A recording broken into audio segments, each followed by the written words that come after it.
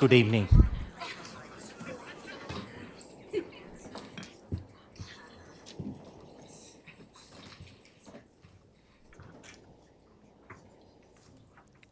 Good evening.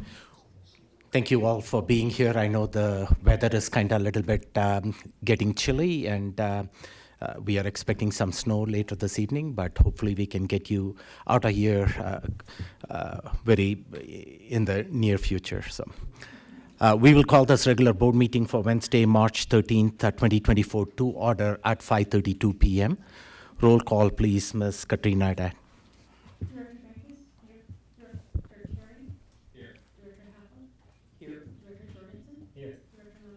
Here. So we have all 7 board members in person in attendance here.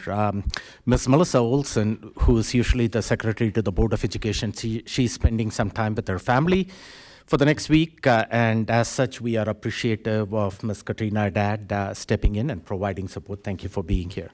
And I also want to start by acknowledging the North Middle School Marching Band. They were performing earlier this evening, and some of you, as you walked in, might have caught their performance.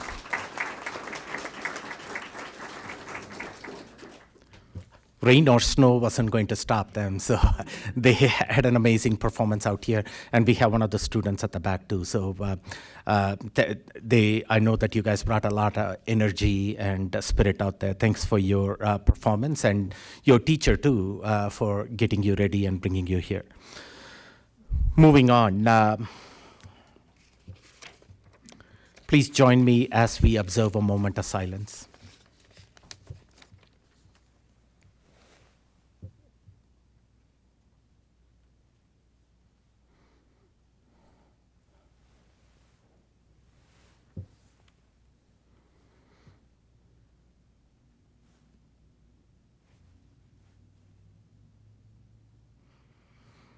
Thank you.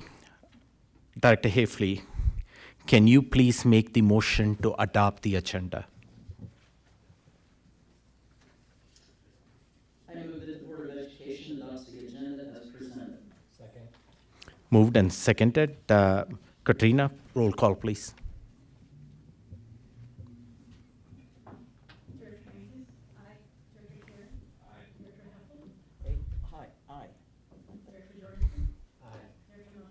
Aye. Aye. Aye. The ayes have it. The agenda was adopted as presented.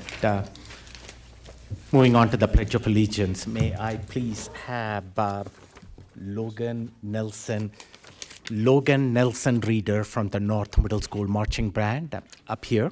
You can come up right up to the front to lead us in the Pledge of Allegiance. On your right.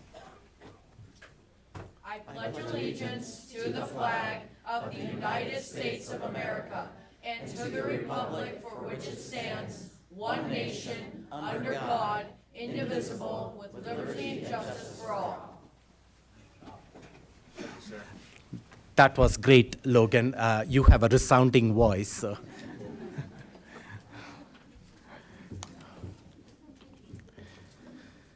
Moving on to the next item on the agenda, awards and recognition. Superintendent Gall, I see that we have a lot of student recognitions. I will turn it over to you. It's always a pleasure to be able to celebrate our students. If I can get our PTA award winners to come forward as we do the reading, and we should have these in the background. National PTA Reflections is the oldest and largest arts education program of its kind, and this year the theme was I Am Hopeful Because.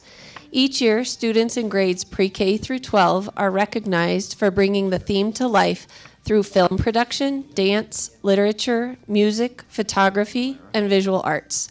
Students advance through their school, region and council, state, and national levels. Participation in the arts can level the playing field for underserved students, develop the whole child, and connect families and schools to one another and their communities. The Colorado PTA winners this year for District 11 are Doherty High School students Paul Clausen, Sophia Melpacum, Lara Ekholm, Landon Baggett, Benjamin Pritchard, Dempsey Schrader, and Tatiana Smith. Mitchell High School student Matthew Cole and Twain Elementary student Sam Cole. Congratulations and good luck at nationals.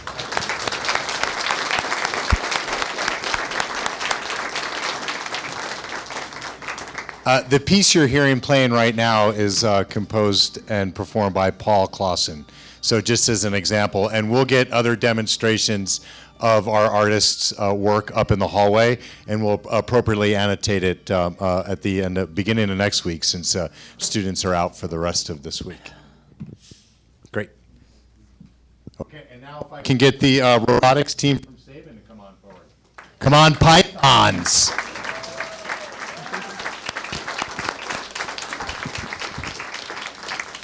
And they got a robot with them. The Saban robotics team, the Pythons, recently competed in the Pikes Peak Robotics Tournament. At this national signature robotics event, the Saban 52766A team won the following awards in the middle school bracket tournament. The Design Award recognizes an organized and professional approach to the engineering design process, project and time management, and team organization. The Robot Skills Champions is a performance award that recognizes the team with the highest combined score for both driver and autonomous coding skills. And the Judges Award recognizes attributes that may not fit in other award categories and that the judges felt were deserving of special recognition. The students are Aiden Teeters, John Michael Johnson Tires, Jack Selbeck, Shepard Nestor, and Colin Teeters. Congratulations, Pythons. You want to say a word?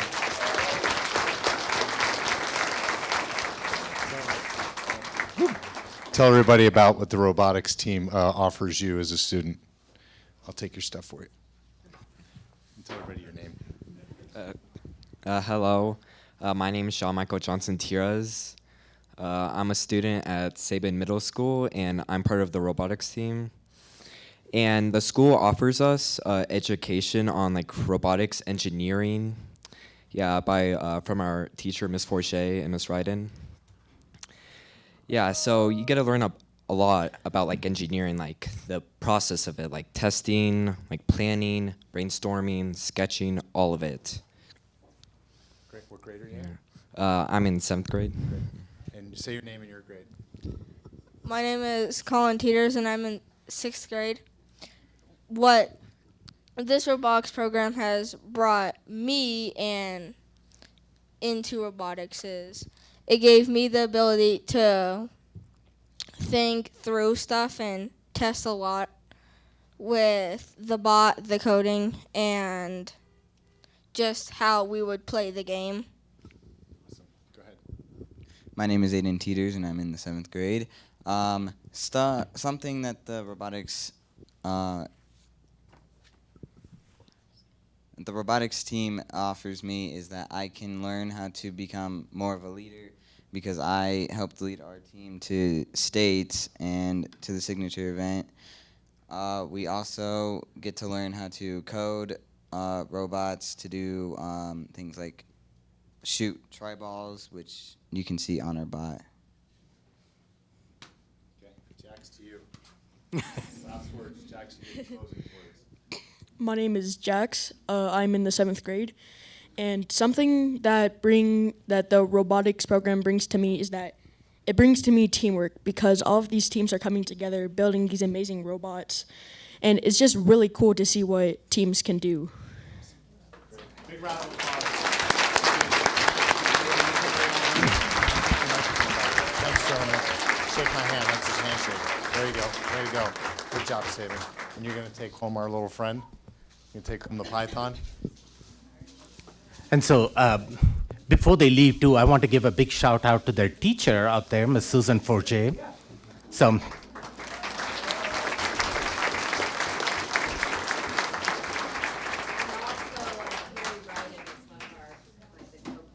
yeah.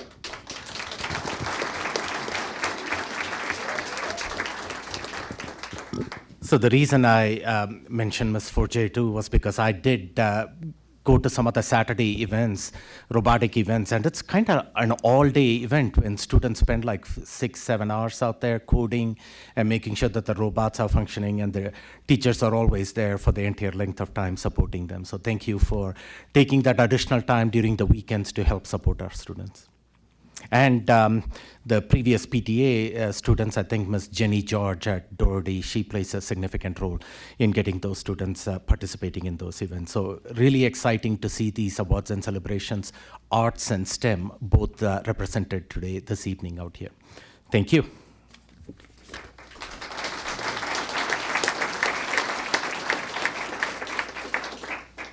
So the program spotlight next, Superintendent Gall, it's going to be SEL cognitive learning programs at the secondary level. I'll turn it over to you. Yeah, if Dr. Jennifer Schulte can come forward, and just to frame for the members of our community that are listening and watching, this is a follow-on. We introduced our social emotional cognitive learning at elementary schools a couple of weeks ago. As the board considers the ideas of student behavior and providing protecting the sanctity of the instructional environment, we wanted to make sure that everybody was aware of the work that is happening and the strong results that we are seeing as we continue to kind of really get this from both ends. And so Jennifer and Nicole, over to you. Good evening, Superintendent. This is working. Thank you. So good evening, Superintendent Gall, President Malpacum, and members of the board. It's such a pleasure to see all of you again. I know that we were with you in January, and we're super excited to share a secondary spotlight on social emotional cognitive learning. So we appreciate the opportunity to be with you this evening to spotlight the great work happening at Holmes Middle School and Palmer High School for their intentional and consistent implementation of social emotional cognitive learning. As we know, when we focus on the whole child, it leads to increased student engagement and improved academic performance.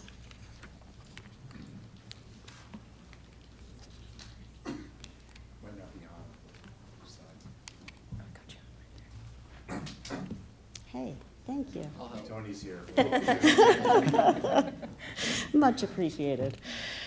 So Holmes has intentionally worked to develop a multi-tiered approach to social emotional cognitive learning. Second step, our universal middle school social emotional cognitive learning curriculum is taught during advisory.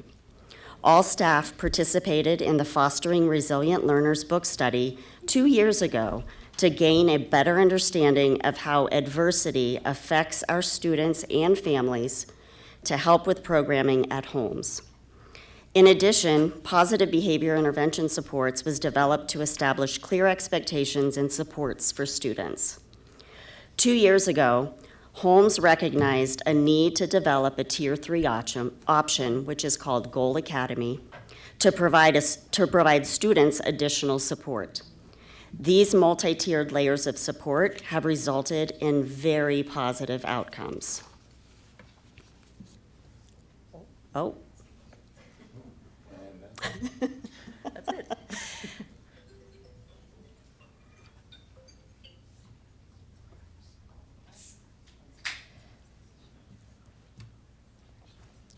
Try again. Oh. Yeah, maybe just hit the. Thanks. Great teamwork, like the student talked about. Let's get the right brief up.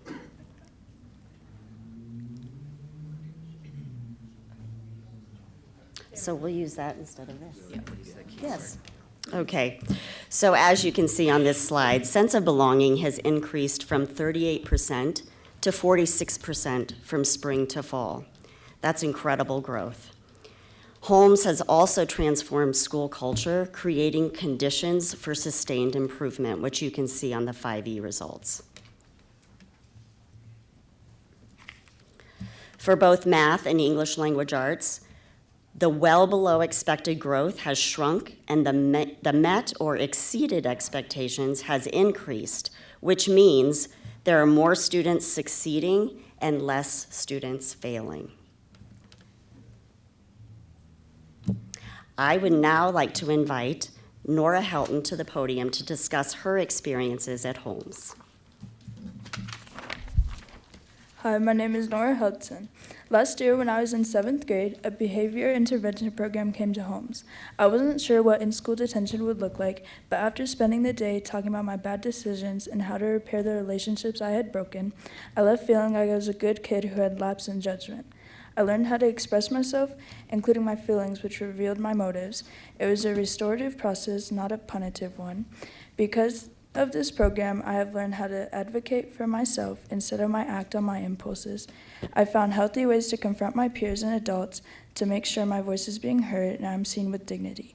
Because of these acquired skills, I have not had a single behavior incident in the 2023 and 2024 school year.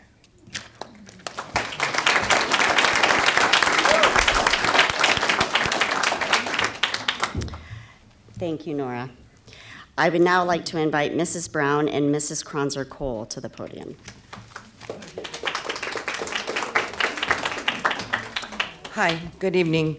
I was the one who did the book study with the staff, and the reason we decided that the book study was necessary was because we were seeing a lot of dysregulated behavior after COVID. It wasn't just kids, it was us too.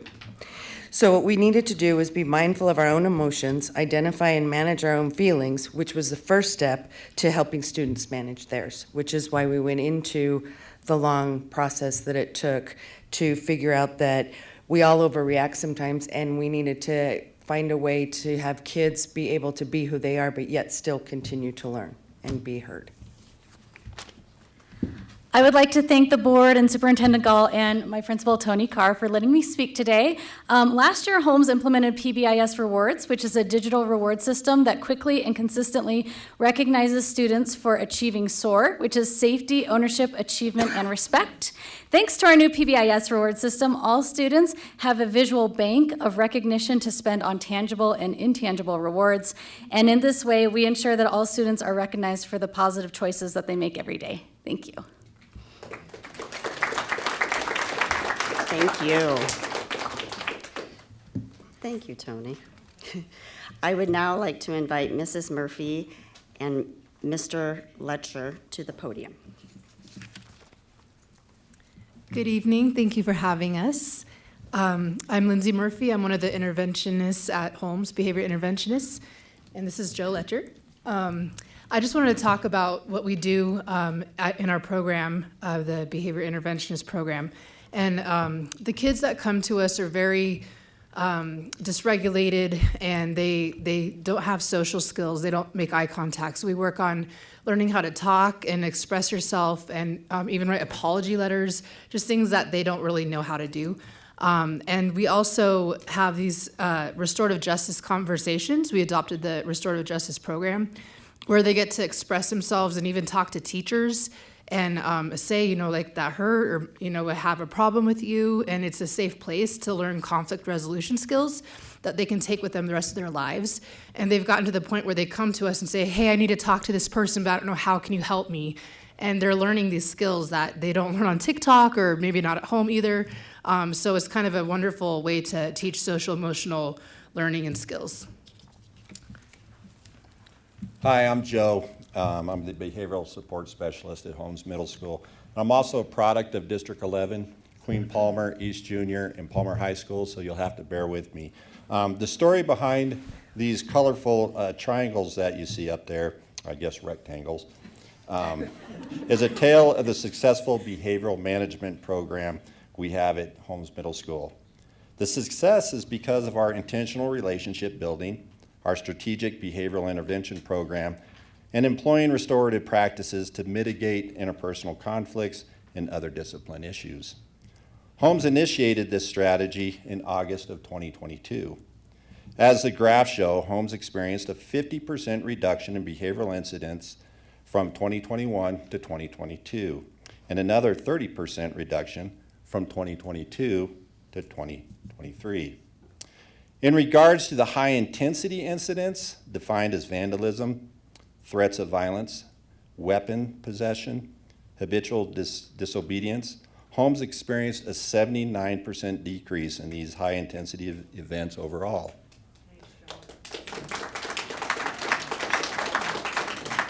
Thank you.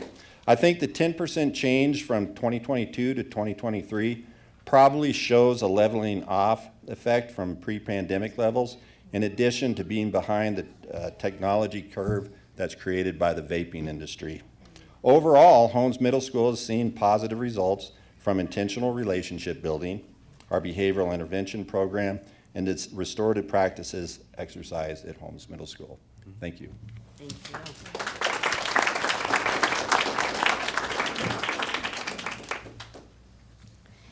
And unfortunately, Mrs. Hertner was not able to join us this evening, but she sent me a statement to read to all of you.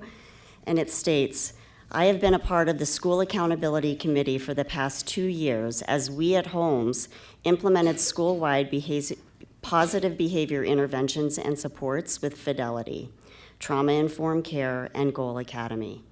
As the facilitator of this committee, I have had the opportunity to facilitate parent guidance to administration on the changes within the system, as well as to review data throughout this process.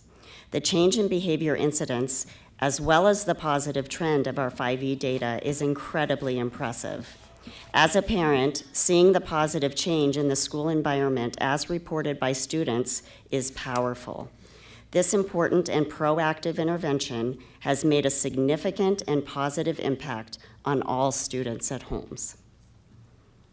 And so now I would like for everybody that is here from Holmes Middle School to stand up and let's honor your incredible work.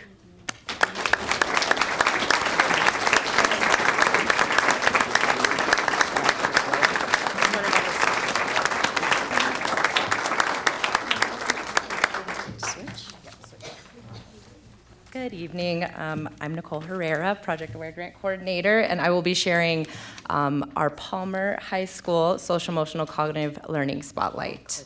Oh, thank you. Yep. I didn't do anything for you, so thank you. You're here. Thank you. So Palmer implemented Terror Tracks, which is their 9th grade intervention or universal social emotional cognitive learning class. Terror Tracks is TRCSS. It is an abbreviation for the IB approaches to learning. So after looking at their 5E panorama, on track to graduate, and the 2022 district listening tours, Palmer High School used that data to drive the creation and structure of Terror Tracks. This is a year-long class that embeds AVID, restorative practices, social, emotional, cognitive learning, and academic coaching components. Palmer has intentionally aligned the D11 graduate profile with all IB learner traits and expectations, and students are introduced to the graduate profile and IB through their Terror Tracks class, which is grounded in those IB approaches to learning. Before we hear about the direct impact that Terror Tracks has had on their 9th grade data specifically and some RP data, I just wanted to go over Palmer's panorama data overall. So you can see that the student perception around self-management and emotional regulation increased, and all measures increased from teacher perception, which is a big win for the entire school of Palmer. I would now like to invite Ms. Haley Rates, Terror Tracks teacher, to share her experience.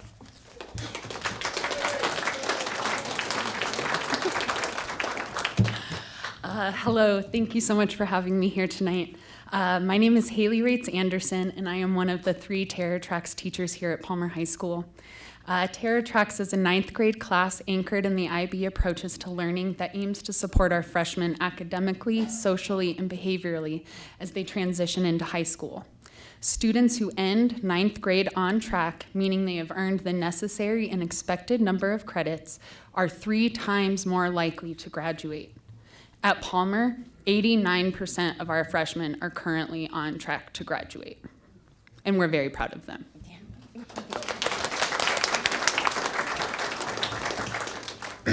Terror Tracks serves as an early intervention class where students set and monitor individually created goals, build positive relationships with peers and staff, learn self-advocacy skills, explore their values, practice aligning their actions to their values, access academic and behavioral interventions, and learn to process and resolve conflicts before they escalate with the support of peer facilitators and staff trained in restorative practices.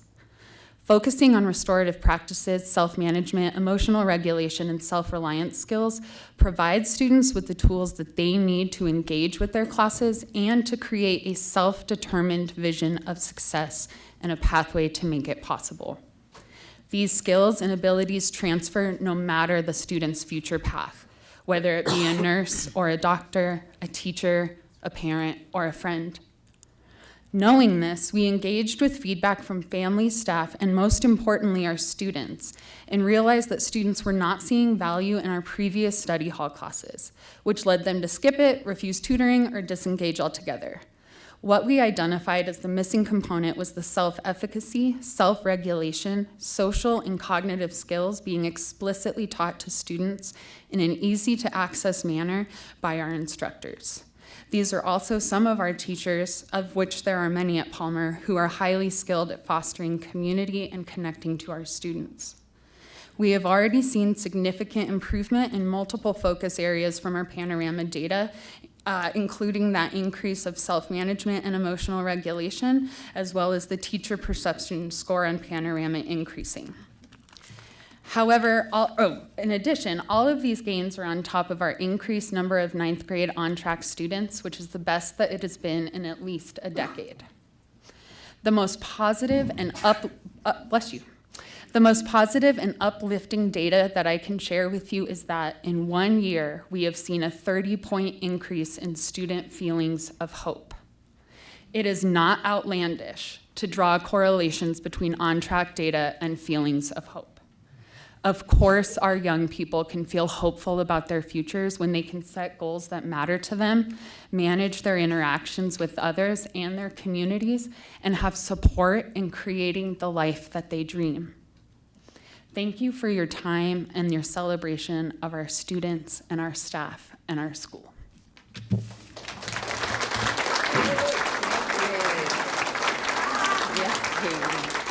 I would like to invite Sierra and Robbie, freshmen from Palmer, to come share about their experience with Terror Tracks.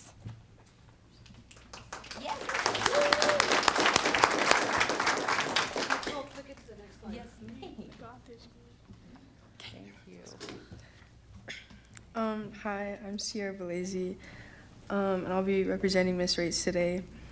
She's such an amazing, caring, and hardworking person and teacher. I love her Terror Tracks class because I've been able to learn great communication skills, and she's very easy to talk with. I also love her and that class because she helps us set not only school goals, but also life goals we want for ourselves.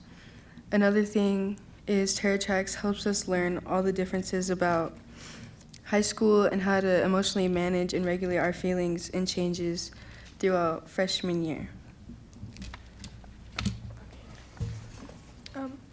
Hello, I'm Robbie Waterman. I will be representing Ms. Rates. Ms. Rates teaches us in a way that makes me want to focus and engage in class. She's the ideal teacher to teach social skills and emotional regulation to freshmen experiencing high school for the first time. We can always share issues we are having, and we know that Ms. Rates will help us think of many different types of solutions and not force us to respond just one way, but to help us choose what works for us. When I look back at my freshman year, I'll remember how Ms. Rates was always supportive and one of the best teachers, caring about not only us as students, but as humans. Thank you for your time today and recognizing my teacher, Mrs. Rates.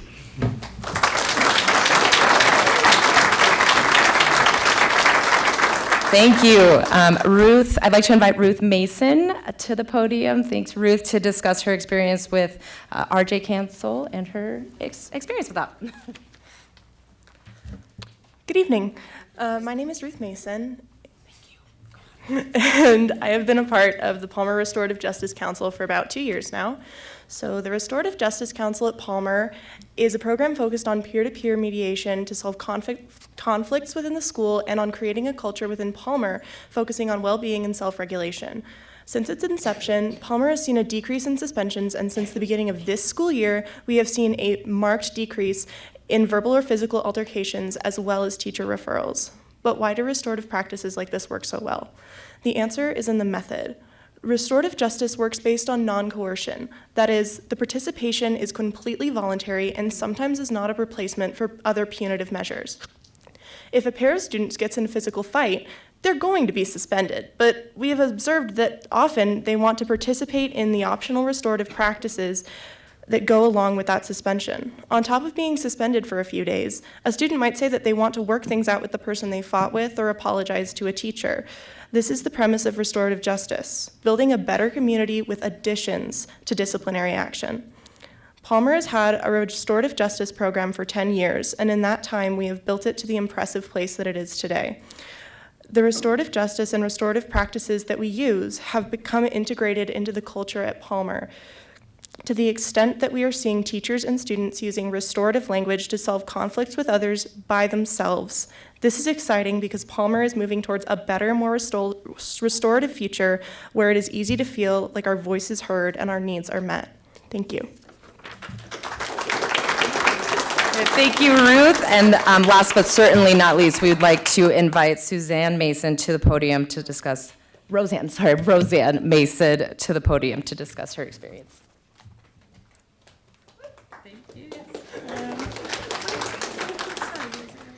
Palmer High School is a very special place, and I feel so grateful for the community and culture that Palmer has provided for my daughter Ruth. As a parent, I hope for a high school that supports my child for who she is, but also challenges her to grow into the woman she wants to become. Ruth was honored to be asked to participate in the Palmer Restorative Justice Council, but of course she was also very nervous. It takes a lot of courage to engage with your peers. Palmer is a big place with all sorts of people mixing together, and Ruth was not sure how this would go. Would she be able to help? Would she be able to connect? Could she solve all these problems by herself? And to me, this is the most important lesson that Ruth has learned from restorative justice. She doesn't have to solve problems all by herself. That's not what restorative justice is about. Restorative justice is about community, about bringing people together, sharing perspectives, sharing feelings, making amends and moving forward. Ruth has learned how to build community. She has learned how to create safe spaces where disagreements may be resolved, and she has learned that many of her peers want to participate. Everyone can learn these skills, everyone can learn to resolve conflict, but we have to believe it is possible, and we need to start early when we're young, to believe that it's okay to make mistakes and talk about it. This, more than anything, is what I want most for my daughter, a belief that it's possible to find common ground and move forward together. Thank you. Thank you, Roseanne. With that, like Dr. Schulte, at this time, if you are here from Palmer, would you please stand to be recognized for your incredible work with Terry?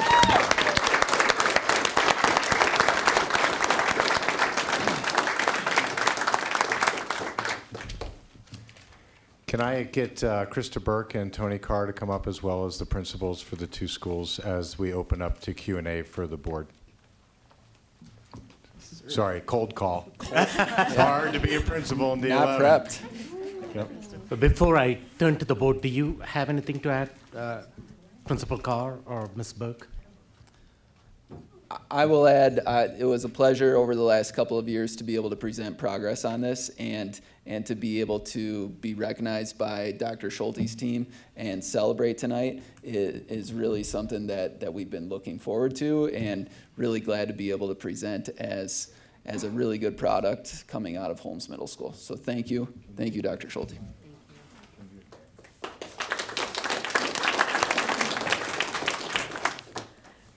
Good evening, board. Thank you so much for recognizing the people from my school. I get honored to have been welcomed into this amazing community who welcomes everyone. And I think that's very evident from the success that they've had and that I see and feel every day when I walk through the halls. Great. Thank you. Q&A from the board. Yeah, and I'll turn to the board. If you have comments or questions, please push the buttons. when you can get high school students to wear your name on a T-shirt, I think you, Ms. Rates, are making a difference out there. So thank you for what you do. And we've already requested shirts for ourselves. And my understanding is, I was talking to the students at the very beginning, the T-shirts were made at Palmer High School. If you can stand up and show the backside of your T-shirt, it was powered by steam, I think. Oh, I thought you wanted these people to see it. Yeah, there you go. Stand up and show your back. And it was, yeah. So the students made it in, you can come and talk about it in the class. Whose class did you guys make that T-shirts in? Yeah. The STEAM Factory made the T-shirts.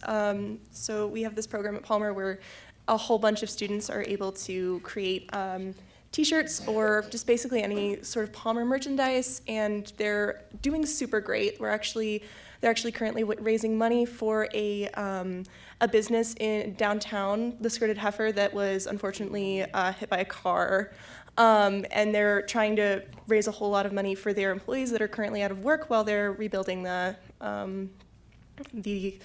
building. So go STEAM Factory. Yeah.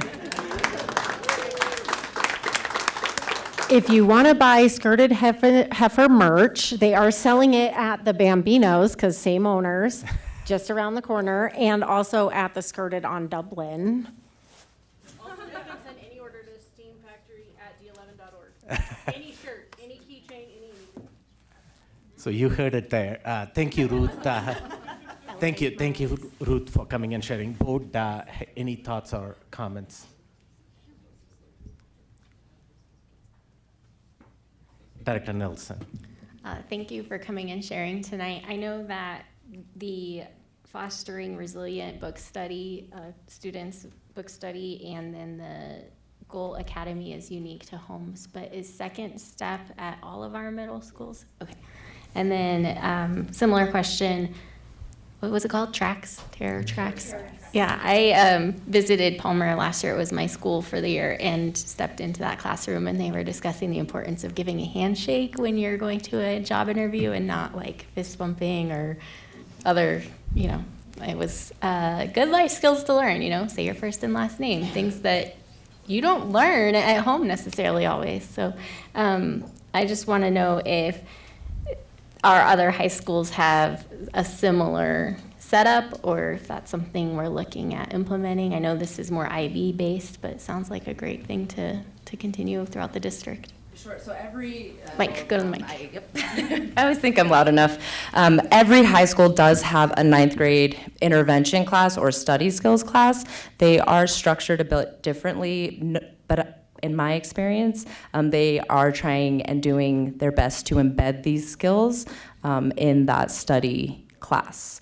We have had quite a few visit Palmer, and there has been some awesome collaboration between our high schools to see, what really works for Doherty or what works for Mitchell or even the Wasson campus around these skills. Yeah, and so I'll jump in. The goal we want to get to in high schools is you can see the crosswalk on the right that the Palmer team did to walk in between what is unique to Palmer, which is the IB program. There's a learner profile, but further on the right there, you'll see how it crosswalks to the D11 graduate profile. And so high schools bringing to life the graduate profile through advisory gives us the opportunity to use that social emotional cognitive learning for students to not just be chasing the standard or the test score, but to become the reflection of that graduate profile. And if you take the time to read, and we can break it down and share it to the board members, it's not a difficult crosswalk. And so really anybody's framework of what it is that you want a high school student to demonstrate as a graduate, as a part of our local community and the larger global community, easily fits within that space. And so this idea that Palmer has invested very heavily in ensuring that people understand what it means to be a Palmer terror and what is the framework and what is expected. In a very short story, in the challenges that we've had in some of the athletic endeavors and the spirited way that we could get, we had some challenges from a visiting team that maybe we weren't as professional as we could be. I brought the student council members in from Palmer to be able to address that, and I shared with them the graduate profile and asked where were places that they could have demonstrated a different way to be reflective on that learning environment. And they knew exactly how to correlate and communicate through that graduate profile to say, this is the space that we can hold ourselves accountable, which is what you heard a lot about from our students at Palmer as well as our students at Holmes. Let's give our kids a chance to have the frameworks and develop the skills to become part of that community, because we will inherit them as part of the community the day after they graduate as well. So. Absolutely, lifelong skills that they're learning, so valuable. How long has this program been at Palmer? Second year. Second year. Yeah, it's year 2. And then I'm going to bounce back to Holmes. Can you speak a little bit to how Second Step is implemented throughout the school day? So it's the universal curriculum for social emotional learning.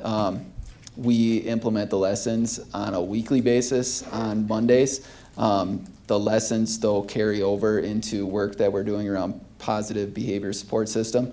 And I think a good anecdote to support that is around the work that we did to tackle supportive environment in our hallways and our bathrooms, unstructured environments.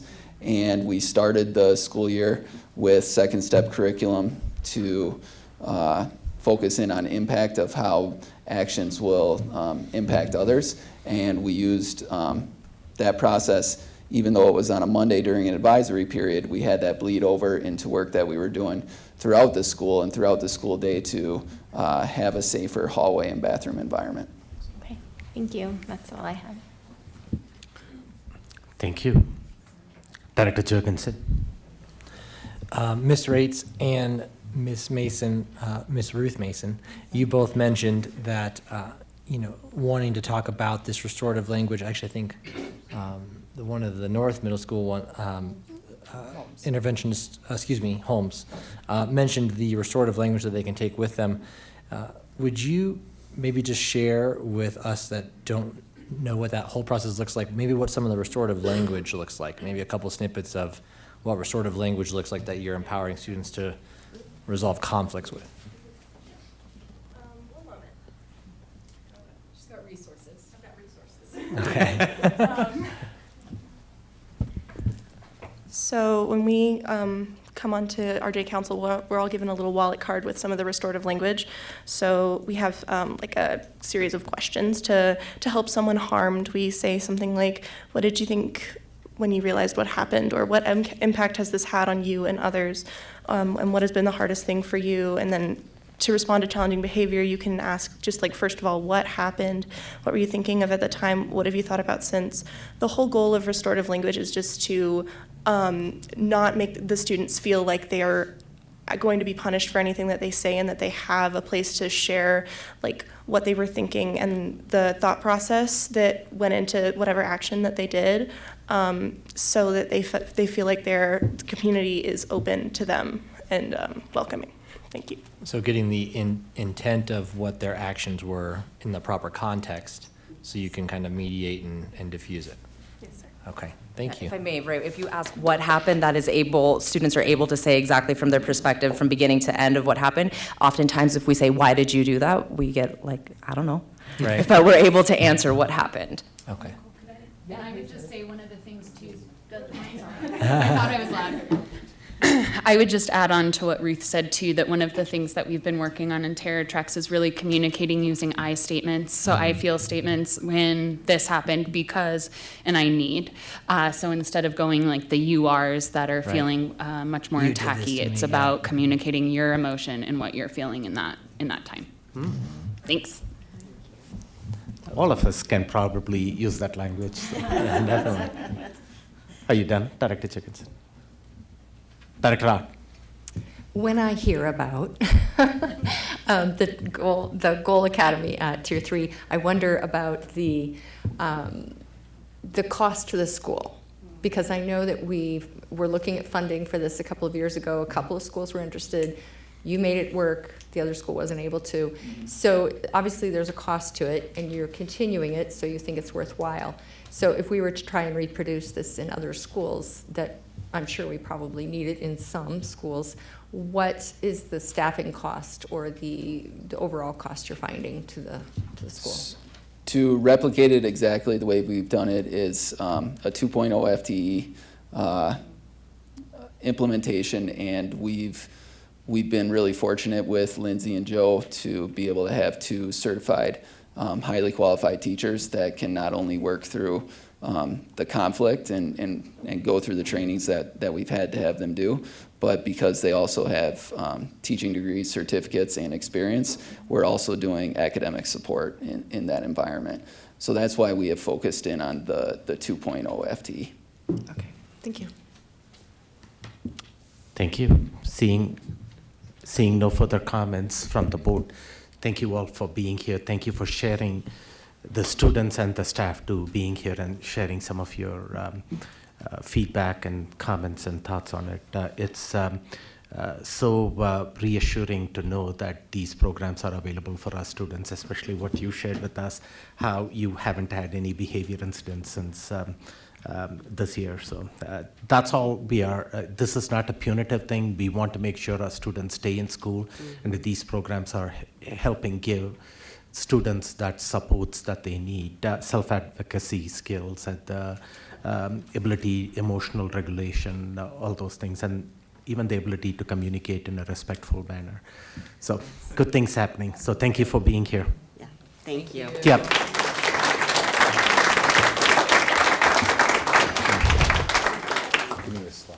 So moving on to the next item, the agenda, superintendent's report.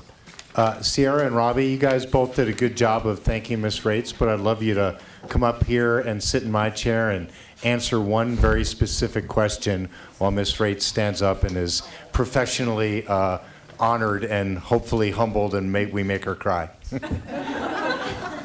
Okay, you guys introduce yourself again and tell me what is your the one favorite thing about Ms. Rates. So many favorites. Okay, well, list them all. Hi, I'm Sierra Blasey. My favorite things about Miss Rates is that she's so understanding and so caring, and I love her support and just talking to her and seeing her every day. And I love how she puts others before herself, and how deeply she cares for others, and how willing she is to help them get where they want to be and help them work out their problems and what gets in the way of them reaching their goals. I also love about her how she,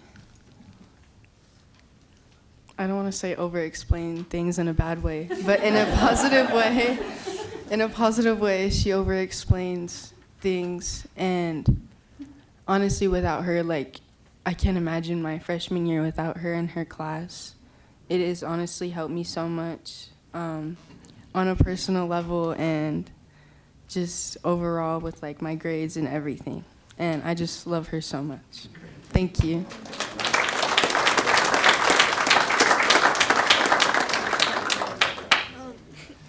Hi, I'm Robbie. I have a lot of favorite things about Mrs. Rates. She's kind of like the mother I never had, and she treats us like, not like a lot of teachers, I will say, they like to baby us, but Miss Rates treats us like our age, not like adults, not like kids, but just teenagers, and she understands us. And I love that, because I could go to her crying any day and she'd be there for me, and that's how much she cares for us. And I would really say I love that. I appreciate that, and she makes me feel heard and seen. And I'm so lucky she was my Terra Tracks teacher for this year, for freshman year. Yeah.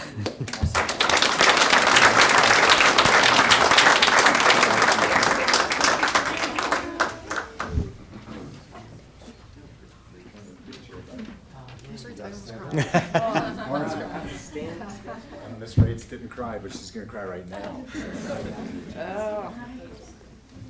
Okay. Hi, my name is Elijah Bonaparte, and my favorite thing about Miss Brown probably would be being able to like open up, and like she really helps you look forward to doing things in your future and really puts you towards that positive like path basically. And she really like she thinks about like the things and like how people how their lives are, and she doesn't like there's most teachers that are like, she'd be the teacher to ask if you're okay, or like if you're not having a good day, she would pull you aside and talk to you about it, or always just put a smile on your face, try and make you feel happy or something like that. But yeah. Awesome. Great.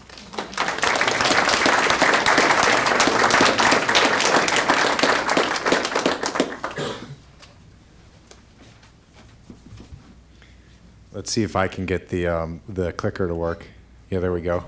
I want to acknowledge Mr. John Lewis and Colonel Joey Hinton, both from Mitchell High School. I had the great honor and privilege to be able to escort some of our junior ROTC and our aviation pathway students to the airfield at the Air Force Academy.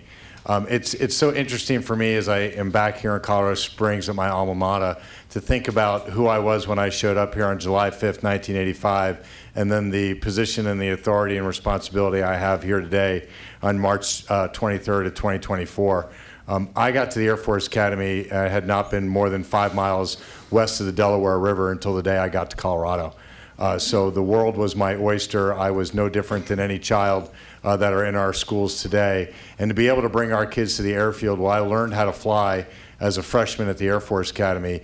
And the Air Force Academy has so much confidence in their ability to train young people that as a sophomore, I was then responsible for teaching freshmen how to fly. It's a cadet-run program out there, and we were able to bring cadets out there. Again, thanks to Joey and John Lewis for it. What I really want to highlight here is you can see the picture in the top left.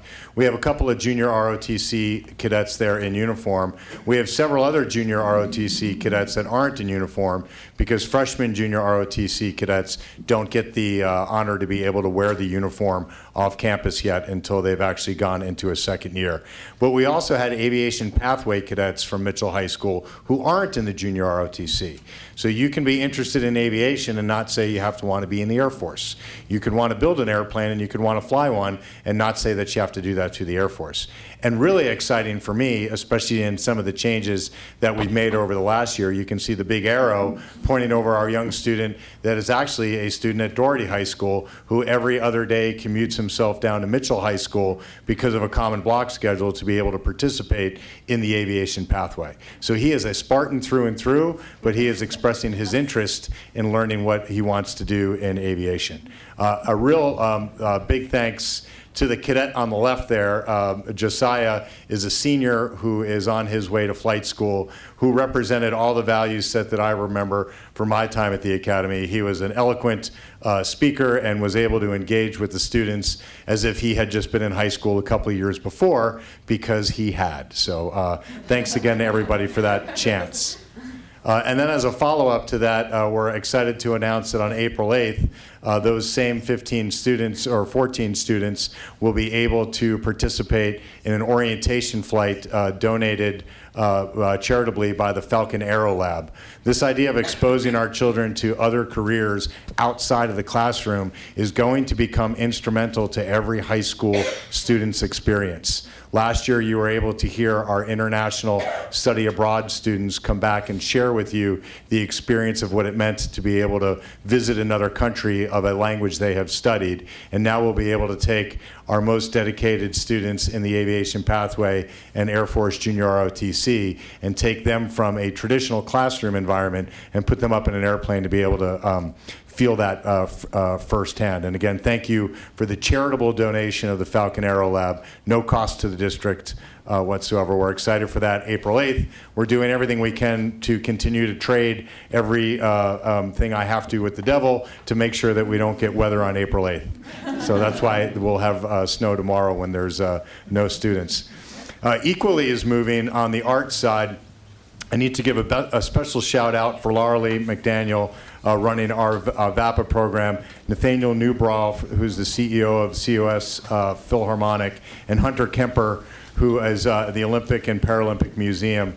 It took 2 half-an-hour meetings, and we were able to put 4,000 elementary kids, 3rd through 5th grade, every elementary school in District 11 over at Wasson over 2 days to be able to experience the Philharmonic firsthand. So the Colorado Springs Philharmonic came to District 11. We didn't transport our kids to the Philharmonic. And so for our kids to be able to walk into the Wasson Auditorium and be able to feel the power of a Philharmonic and to have a narrator who's a triathlete, an Olympic triathlete, and they played a game. The game was the Olympics of music. So what plays fast, what plays slow, as a French horn really from France, and so on and so forth. And the kids were just blowing the roof off both days. It just, my son's a violinist. He finishes his degree in music education this year, and I couldn't be more excited to know that this Board of Education and this community has introduced 4,000 kids to the power of music on a field trip that is something that every kid should have access to. So thank you all for those that helped put that work together. In keeping with our shout outs as we want to celebrate our employees, Jerry over at Monroe has just made that the best and the brightest space to learn. Alan and April over at Taylor, I saw them just this morning as part of our teacher and staff appreciation breakfasts. They really make that front office welcoming. They got their breakfast and came right back to make sure that they could greet kids. Mr. Jack over at Doherty High School is so invested in the idea of we before me that he's gone from being a special ed sub to a para, and he's working on his certificate in special education to come back as a full-time teacher. And Kat at Rogers just seems to have a magical way of getting students engaged. It might have something to do with the neon glasses, but I'm not really sure. And then continuing with our teachers, Ms. Shawn from Freedom, a vibrant atmosphere where curiosity flourishes. I think that's is probably in the job description of every kindergarten teacher. Abigail from Carver, the guidance to her teammates and has been a wonderful resource in moving that school up a level off its priority listing. Miss Anna from Martinez, leading our visual arts. Her passion, her selfless work, and her creativity are making for a wonderful experience. And last but not least, Linda, Vicky, and Nicole from Monroe, also a kindergarten team, thinking outside the box and collaborating together as a team. It's always an honor to be able to celebrate our staff, and I really appreciate the engagement team for constantly having these flow through our social media. I'm going to now bring forward, as kind of a special superintendent's report, a community partnership on mental health and well-being. And as I ask both Valerie and Nicole to come forward, and there'll be other speakers as well, I just want to give a little bit of background. It was about a year ago that perhaps we were in some titting for tatting with some members of the mental health community who thought that maybe the district wasn't going in the right direction. And we were able to sit down over coffee with Amber Patak, who's not here tonight, but Nicole Johnson is representing her from our community health partners. And we went from disagreement to a first in the El Paso County partnership where we're now getting resources directly into our schools for Tier 2 and Tier 3 supports for our children and continuing to invest in suicide prevention. So if I can get the team to come forward and give the details, and here's the clicky. Valerie, you get the clicky. Thank you. Well, I know we have a short time, so I'm actually going to turn it over to Nicole Johnston to start, and then, as you requested, I have these to hand out. Yep, thank you. I'll take them across. Great. Well, that is being passed out. I would like to thank all of you for the work you do and the service you do for our community. My name is Nicole Johnston with Community Health Partnership, or CHP, and I'm also the project manager of the Suicide Prevention Collaborative of El Paso County. CHP's mission is to transform the way people work together to solve complex community health issues, including homelessness, behavioral health, LGBTQ+ health equity, and suicide prevention. We do this by listening and learning, convening and engaging, and rebuilding and innovating. Our relationship, as Superintendent Gall shared with D11, began a year ago, where CHP and the collaborative advocated for support of behavioral health data of D11 students throughout El Paso County and students throughout El Paso County. From that communication, President Milpacum reached out, and as Superintendent Gall shared, it started with a cup of coffee. And from that cup of coffee, both our CEO, Amber Patak, and President Milpacum addressed and talked about the mental health needs of youth and shared a commitment to address that. After that initial discussion and support from Superintendent Gall, we facilitated a series of meetings with D11, the Suicide Prevention Collaborative, and community partners to develop recommendations for a comprehensive mental health and wellness plan. You heard today the mental health and wellness of students. We developed a mental health and wellness plan, as you can see before you, that is also for teachers and staff, parents, and administration, including you as board members and partners. These recommendations, which you can see in the handouts, address changes in policies, procedures, partnerships, and resource flows. This is high level. There are more specifics that will be incorporated and operationalized. We're really proud of this work. I have to say the D11 team is wonderful. You can see the great work that's being done. We're excited that we can take a lot of those skills and elevate it and make it across the D11 community. We shared this information with a meeting we coordinated with Attorney General Weiser on February 21st. He's going throughout the state and meeting with leaders and school districts who are working in behavioral health and was very impressed with the work that D11 is doing. So today we're going to highlight these partnership recommendations, and I'd like to begin that with Nicole Herrera of Project Aware Coordinator with D11. Thank you. See you again. Hi, nice to see you again. As Nicole said, I am the Project Aware Grant Coordinator for District 11. So Project Aware is a 5-year, thank you, mental health and substance use prevention grant. D11 applied for and was awarded that grant in 2020. So just for a little bit of context about me. So the mental health continuum includes awareness, prevention, intervention, treatment, and recovery.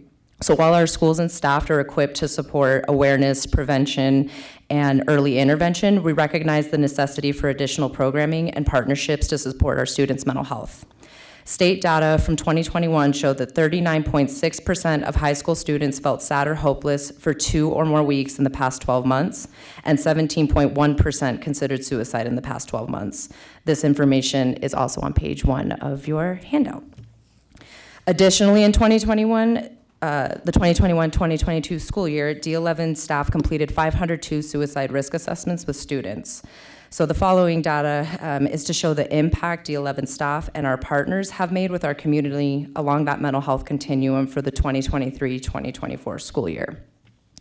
So regarding awareness and prevention, 19,727 students have received instruction around Tier 1 social, emotional, cognitive learning, and 343 district staff have been trained in the suicide prevention gatekeeper training, question, persuade, refer, or QPR.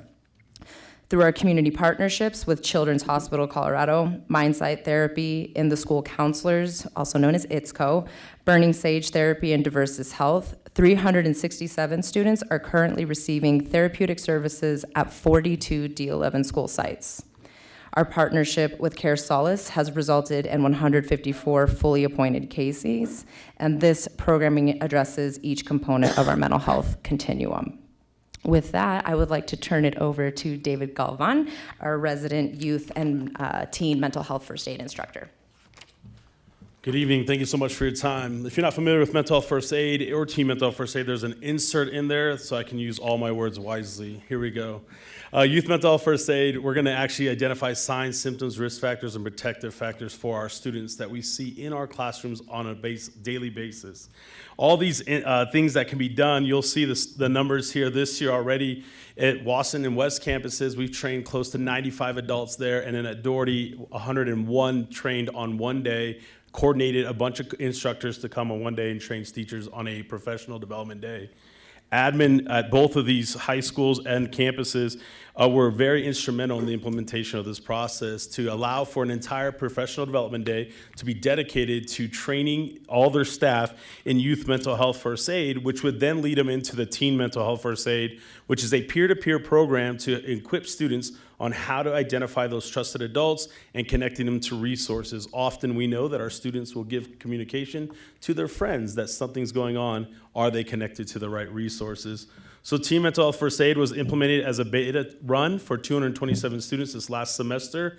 We know right now that the state, Mental Health First Aid Colorado, is observing this model to actually make this reproducible and replicatable amongst school districts across the state. This is the first of its kind where an entire school district will take on this initiative to train every high school and then train teens in this process. And I look forward to the day that we can say District 11 schools are 75% trained their students in teen mental health first aid. Let's see what could happen in that process. As my final thoughts, a couple things. We're not just asking for another program to be introduced, but we're asking for a culture of hope to be introduced into our schools. Lastly, I will say this. Would it be interesting that if we can see and spot those signs of our students struggling, experiencing mental health crisis, if we can intervene sooner, quicker, faster, we could be a bridge to their help, healing, and hope. Thank you so much. Appreciate it. And I will introduce our Executive Director of Pikes Peak Suicide Prevention, Cass Walton. Good evening. I am really excited and grateful to be here tonight. Just today, we actually signed the papers on our partnership that has been formalized with School District 11, the first of its kind to formally increase access to care for students, families, and staff, and create intentional collaboration and partnership. As you can see on the slide, I've listed several different ways that this partnership will play out amongst the district, including embedding the resources into the website. And so here's what's unique about Pikes Peak Suicide Prevention. As the executive director, I also sit on the Suicide Prevention Collaborative of El Paso County as the co-chair. And so we're in partnership with over 40 other organizations in the community. And so oftentimes when someone's in distress or when families are struggling, we hear the words, we don't know what to do, or we don't know where to go. And this partnership will really help to end those statements being said, because families, students, and staff will be led to the information that they need to get the services that are required to bring wellness back into their home. And that is a huge deal.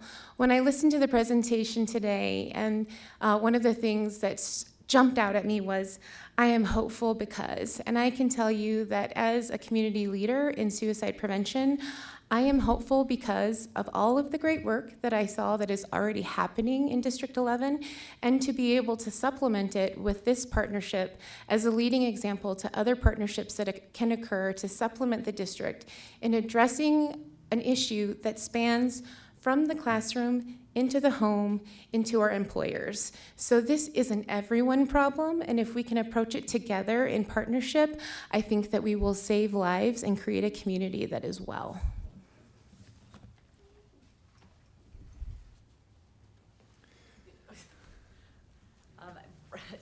So these are our mental health partners that we currently have either memorandums of understanding or, like we said today, a fresh new partnership agreement with Pikes Peak Suicide Prevention Partnership.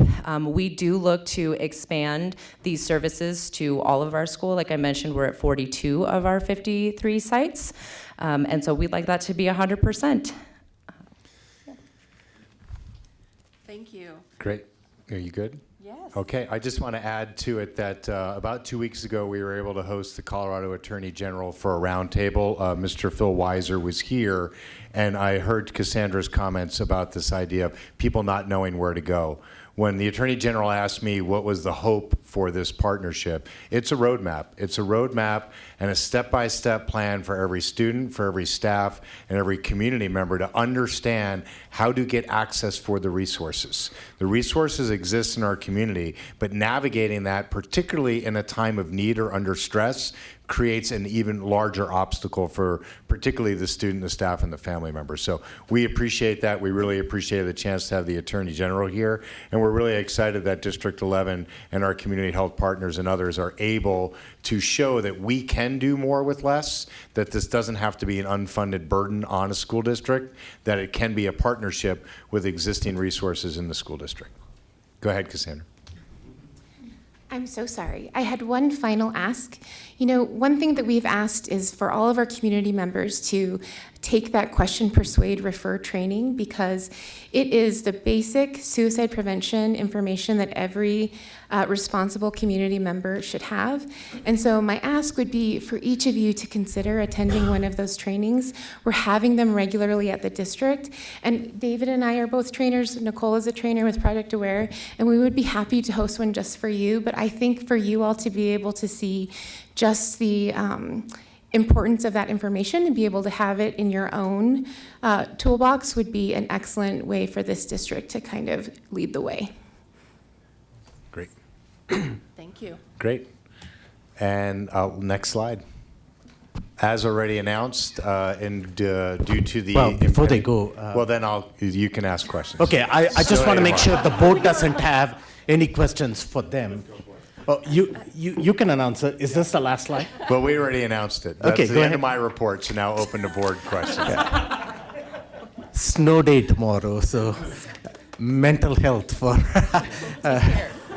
our staff too. I know that our students already do not have a day off, but our staff don't have to report too. So I don't know what the weather looks like outside. But it's good to have a snow day. But thank you all for coming here. When Superintendent Gall was talking about that roadmap, it is what it is.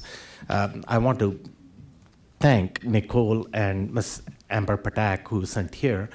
You helped create this roadmap. You helped bring these community partners into this discussion, and where we were a year back, and I remember having that conversation with Amber, and where we are now, we have a definitive roadmap, and that's thanks because of the help that you guys provided. In my time on the board, there are some good things, and unquestionably, the bad times are for me when I have to attend a funeral of a student, and I've attended far too many. And if we can help our students, provide them the support so another student wouldn't have to take this type of drastic measure into their own hands when they've got the future in front of them. So the support that you provide will help out. And the other part of it is the mental, and I think Attorney General Phil Weiser talked about this too, the stigma that is associated with talking about mental health. A lot of our students and even adults sometimes feel ashamed to reach out and ask for help. The culture in our schools should always be to encourage our students to speak up, and that they are in that safe zone. We talk about having a trusted adult and remove those barriers. And students even sometimes watching out for each other. Even before adults know a student is going through a difficult time, their peers, their students know about it. So we encourage students to also call that. If you have any concerns, please call the SAFE hotline, Safe to Tell hotline, and so we can provide students that help and support. Director Nelson. I just wanted to learn a little bit more about the grant that you spoke to. You said we received it in the year 2020, so it's expiring next year, 2025. Yes. Can we reapply? We cannot reapply. Oh, no. Every is a one-time grant. So what, I guess, is under that umbrella that we need to be thinking about if we want to continue? I mean, are we talking FTE? Are we talking some of these Yes. partnerships have costs to them? Yes, so luckily, the goal with Project Aware and the partnerships and programming that we've created, we've always had sustainability in mind. So there are many pieces that will continue once the grant sunsets. But for example, we use some of that Project Aware funding to pay for those therapeutic services students are receiving during the school day if they have significant barriers to access on their own. So underinsured, not insured. So that is a big concern of mine. We have our most marginalized or at-risk populations who are receiving support right now. What does that look like once the grant is gone and can no longer support that? Okay. There's more, but that's I can get to more mind. from you later, maybe then. And then I just would ask that you send us the dates of the classes that you mentioned. I'd love to attend them. There's 2 on Friday, one from 9 to 10:30, and then another from noon to 1:30 at the Tesla PD Center. I can't make those. My kids will be home because they don't have school. So send me other ones. Contingent on weather too. So What's that? it's contingent on weather too. It We have the says day snow off. day, March 14th. Because it's- We'll happily we reschedule. never announce the night before. Give me just one day that I don't get beat up on the weather call. Another opportunity for sure will be during new teacher orientation. That's a new way that we have figured out how can we infuse this as quickly as possible. And so we knew that we had a large group coming on this year, and so the superintendent graciously said, okay, we need this based on what had been happening the year before, and I think it really has made a difference. Director Bankus. Yes, first of all, I want to say that I did take the class. Thank you very much. It was very informative, and I probably need a refresher because it's not conversation that stays in your mind a lot. So my focus, or what I'm taking away from the presentation tonight, seemed to be mostly on high school, and my experience with this topic has been at middle school. So can you speak a little more about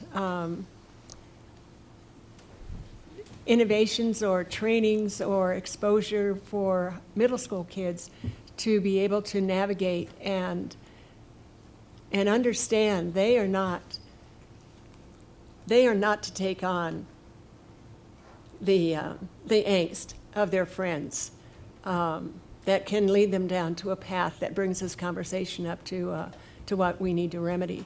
So programs for middle school. Go ahead. You can add if you want. I'm so glad you brought that up because it made me think we forgot to mention Signs of Suicide is the student curriculum that we have, and it is taught in middle school and in high school. And what is it again? Signs of Suicide. It's currently in 8th and 10th grade. I will add to that because that's direct instruction around signs of suicide. It is called Signs of Suicide that teens can learn through that programming. I will say we'll back it up, right? Like that mental health continuum starts with awareness all the way through treatment and recovery. So when we talk about middle school students and how can they better self-manage or self-regulate, I would go back to Tony and Holmes and the programming that they're embedding there as far as how our self-management skills, our coping skills, and making sure that those are built upon throughout the years so that we lessen the chances of acute crises coming on. And we have responsible decision-making conversations, conflict resolution, skill building that will help students be able to navigate that in the event of another peer, needing support. Cass, do.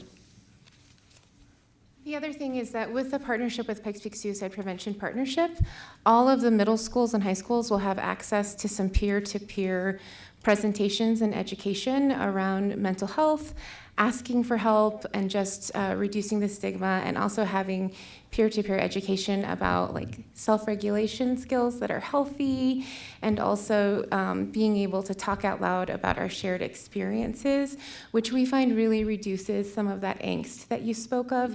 And so that's part of what we'll be getting into now that this partnership has been created. In addition to that, we know that middle school kids all have really scared and overwhelmed parents because middle school is a hard age. And so one of the examples of what the partnership will bring is this weekend, we're doing a parent workshop for parents who are supporting students who are having mental health struggles so that they can learn effective strategies in supporting them. And so those are some things that we'll be working on. How do parents know about your classes coming up, other than maybe the direct access that kids may have at school through which their parents get information? But there are other kids out there that maybe not taking advantage of what you have to offer, and their parents would benefit from that. So how is that information going out? That has been one of the things that we've talked about. So all of my kids are products of District 11, starting from Fremont Elementary through high school. Now they're all working and going to school here in Colorado Springs, so I refer to them as my roommates. But as a parent, I have said to Nicole many times, like, oh, we needed help accessing information because we didn't know a lot of the things that were available. So that's part of why we're going to be embedding some of these things onto the websites and in just different areas where we know parents are regularly accessing communication. And then for this specific workshop, our strategy has been to reach out and invite parents who have been identified, their student has been identified as having a need. Oh, I appreciate that. And just a comment about embedding it into our website. Make the language very clear, please, and easy to find. I also, the last question I have is on the teen mental health first aid and the training that goes on. I wanted to know when that training happens. Is it embedded in the school day? Is it part of a club? Yeah, it could be either or. The recommendations from Teen Mental Health First Aid are that 50% of the school has to be trained in youth mental health first aid. So there has to be a net first before we open this conversation with the students. That conversation has to be sophomore on up, so it cannot be below that. When you ask the question on middle school, National Council has not developed a program for below sophomore age at this point. And so Teen Mental Health First Aid is integrated because District 11, I'm a byproduct, and I know that health is in the sophomore year, and it's phenomenal because now we can have real conversations during that time, and we put it right into the health class model, and that's how we did this beta run, was right through the health class. So that's the model that we're going to carry on. At other school districts that I'm working with, we're integrating it with connection to Romeo and Juliet. So in their English classes, because Romeo and Juliet, those individuals were dying by suicide, told multiple adults, and they did nothing. So how do we work that process? And so it's a great way to integrate that process in there. So yeah, it's going to be integrated into the curriculum of what that happens inside of a school system. So let me ask you about data collection, some way to evaluate the program. Is that available for us? We're going to be doing that process. So in talking with the state and with Mental Health First Aid Colorado, having that a survey so that we can garner that information and curate that information. I do know when we did this beta run at Doherty High School, there were 3 to 5 students on our second day of training that would identify themselves. This was an anonymous. They would have an exit ticket each day. 3 to 5 students per class roughly were identifying as, hey, I needed to talk to someone that day. And so we can get some of that data and those data points to see from our work over those 3 years to see what happens in that process. Thank you. You're very welcome. Thank you. Director Ott. I want to compliment Director Bankus on her questions because they were mine too. So I feel like you could see my notes. So yes, how are we measuring results? And so I'm glad to hear there's a plan for that. And for families also, it sounds like, well, first, I'm really glad to hear the partnership that is developed because, we had some concerns a year ago. The ability to offer it to families, it sounds like you're developing that. Is that something that schools can organize then and offer as evening class for parents or something? I'm sorry, are you asking QPR or any of the programming? For like mental health first aid. Yeah, if you want to talk, and I'll speak to QPR as well. So Okay. I'm a trainer, and so are Cass and David. But an exciting news. Next Tuesday, we do have some of our D11 staff going through the trainer's course with the expectation that they deliver to their staff as well as offer 2 community nights every year. So we are doing our best to build the infrastructure out so that we can have a more aware community. The ideal model is that parents have this opportunity as well. So I think hosting these under the PTA banner, hosting these in conjunction with school districts. I have another charter school that I'm working with. They're taking their entire staff through on their onboarding process next year, and then 2 weeks later offering it to all their parents in their community. So we can host multiple trainings on one day, The classroom sizes for fidelity purposes have to be 30 at maximum. And so we have a whole process for that, but that would be ideal that we host this for parents. These have been going on in the city already. These happen regularly in our community, and they're being hosted. On the bottom of your sheet here, you can actually send a question to Nicole about what are the dates for that training, and then actually email me for any of the questions on that training. I'm actually hosting a training this Saturday. I do these within faith communities, within businesses, as well as schools as well. Okay, and along those lines, so we're embedding some of this information into the website. Can you maybe share, mostly for our public and staff, where would they find that on the website? So this might not be a question Not for me you, for- sir, not for but me. maybe for Nicole. Will it be like under professional development? Will it be under So counseling? we'll link this as a banner since it's new, and we'll put it as a banner on the front. Okay. And then we'll have links in there, and then we'll figure out where to put it as a host place there afterwards. But we'll communicate that to the board when we figure that out. Okay. But we'll run it as a banner on the webpage for All the right. foreseeable future. Thank you. Two follow-up questions. One is, you noted the 42, you want to expand it. Do we have a timeline for expanding from 42 to 100% of our schools? Currently, our partners do have capacity, like as they hire more clinicians and are able to get into more schools. It just takes the meeting of the schedules to say, how does this look to have a partnership in your building? When do you want to get started? And for our clinicians, they're private agencies, so they also wait till they have about 3 referrals. That has been our biggest roadblock as far as getting the 3 referrals back to get a clinician started. But they are always adding staff and are eager to have that at 100%. Great, thank you. And one last question. Yes. Are the trainings, the QPR and mental health first aid, is that something that we can offer in Spanish to Spanish language families? Yes, it is. Okay, all right, then let's make sure we don't neglect them, and maybe have interpreters for other language, other families who are speaking a second language that is Absolutely. Spanish. Great, Yep, thank you. Thank you. Director Jurgensen. Yeah, we just mentioned some pretty heavy conversations with students who are still minors in our schools. We have a policy, AKB, with the parent partnership. At what level are we bringing parental consent and notification into these heavy discussions? And in regards to signs of suicide curriculum, yeah, so there is direct communication with all families when signs of suicide will occur, and for middle schools, that is semester 1 in November. So parents have multiple opportunities to opt out, as well as ask any questions. MindWise, which is the vendor for signs of suicide, offers guidance for all of our staff, knowing that this is a very sensitive topic. What was the name of that vendor? MindWise. MindWise, okay. Thank you. Sure. You done, Director Jurgensen? Yes.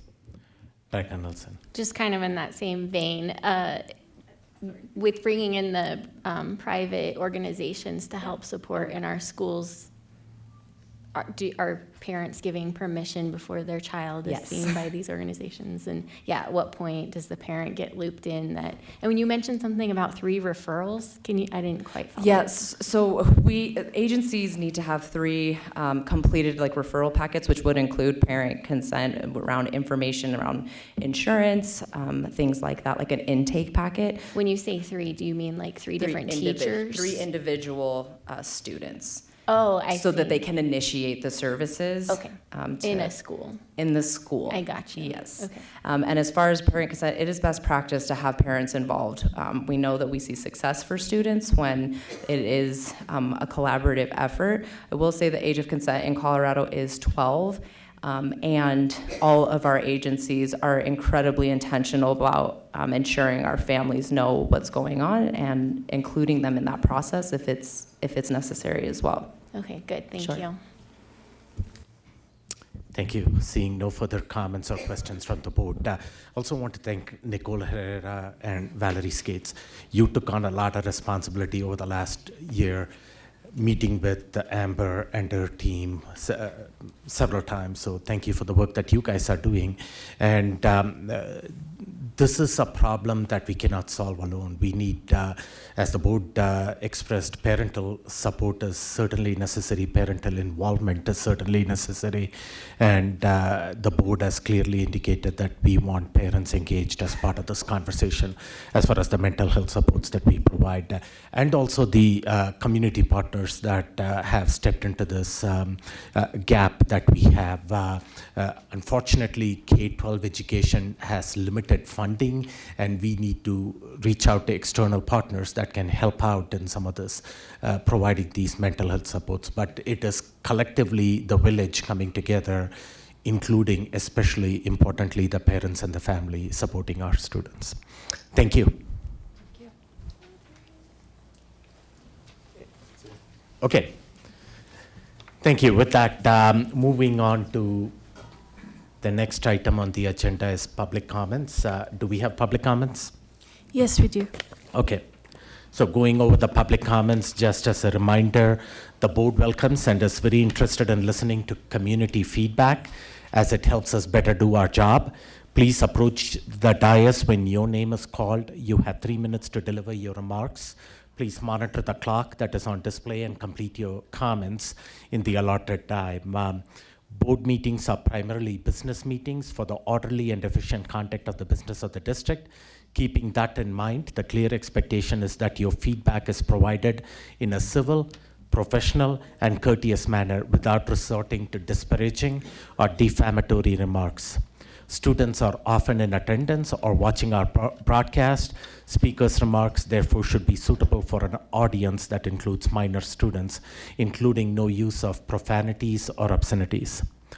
In order to adhere to the board policy and accomplish the work already on the agenda, the board will not respond to comments, but rest assured that your comments will be taken into consideration as we discuss pertinent agenda items. And for the same reason, to maintain the flow of the meeting and not have prolonged interruptions, please refrain from clapping. If you want to show support or solidarity to a speaker, please stand as the speaker is talking or use silent applause. Lastly, the statements made by the public do not reflect the views of the board or the district. With that, the first comment I have is an action agenda item, and I have Ms. Jacqueline Roberson.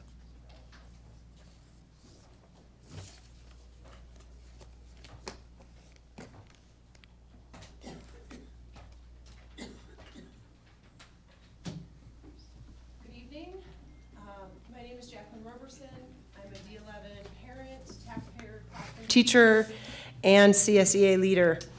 I'm disappointed to see the large amount of taxpayer funds, $118,000, being used by the Board of Education during the interest-based bargaining process. The D11 Board of Education has engaged in the bargaining process for the past 14 years with CSEA, our teachers union, without this price tag. During those 14 years, including many with current board members, the board has voted 7-0, with 1 year being 6-0, to ratify the contract after IBB. This process has typically involved classroom educators and building administrators alongside district admin. It has even included former board members, as Al Loma and Bob Knoll were part of the process in 2010 and 2011.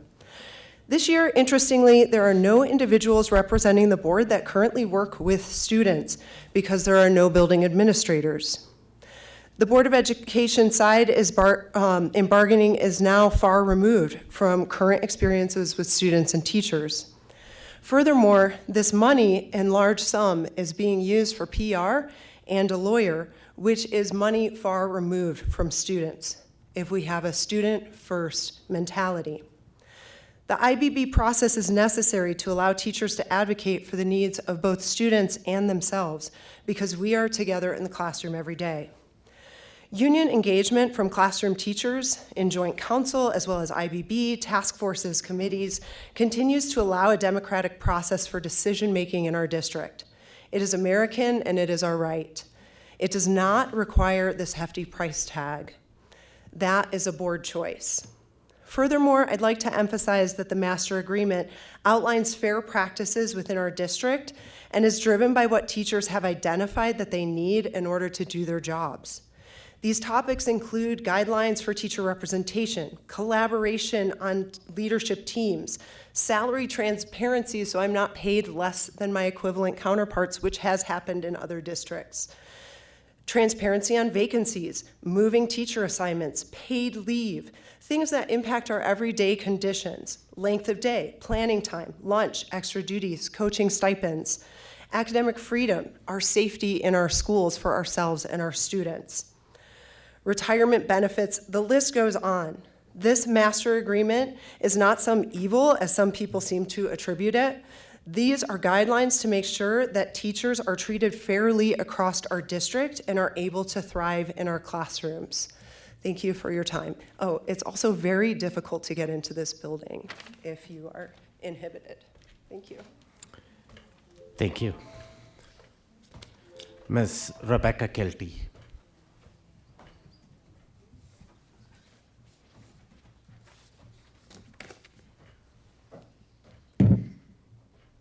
Good evening, Board. My name is Rebecca Kelty. I'm a citizen of D11 and a taxpayer. And I just had to actually have a short comment tonight, which I know is very rare. D11, I just want to say, as we enter a new period of tough decision making, I just wanted to let you know that you have a team of people behind you that believe wholeheartedly that you'll make the right decisions for D11 parents, students, and district, like you have been for a while now. You've taken better care of this district, or for this district, than any entity ever could have in decades.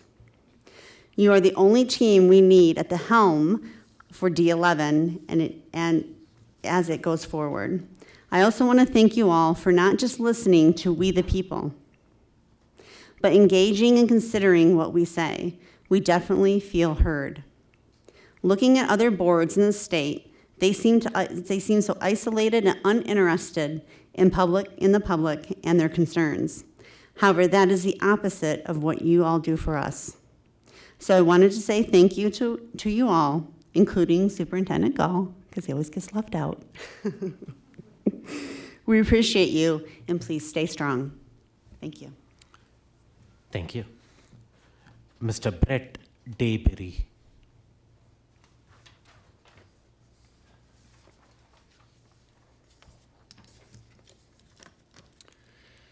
Yeah, my name is Brett Dayberry, resident and taxpayer in the district.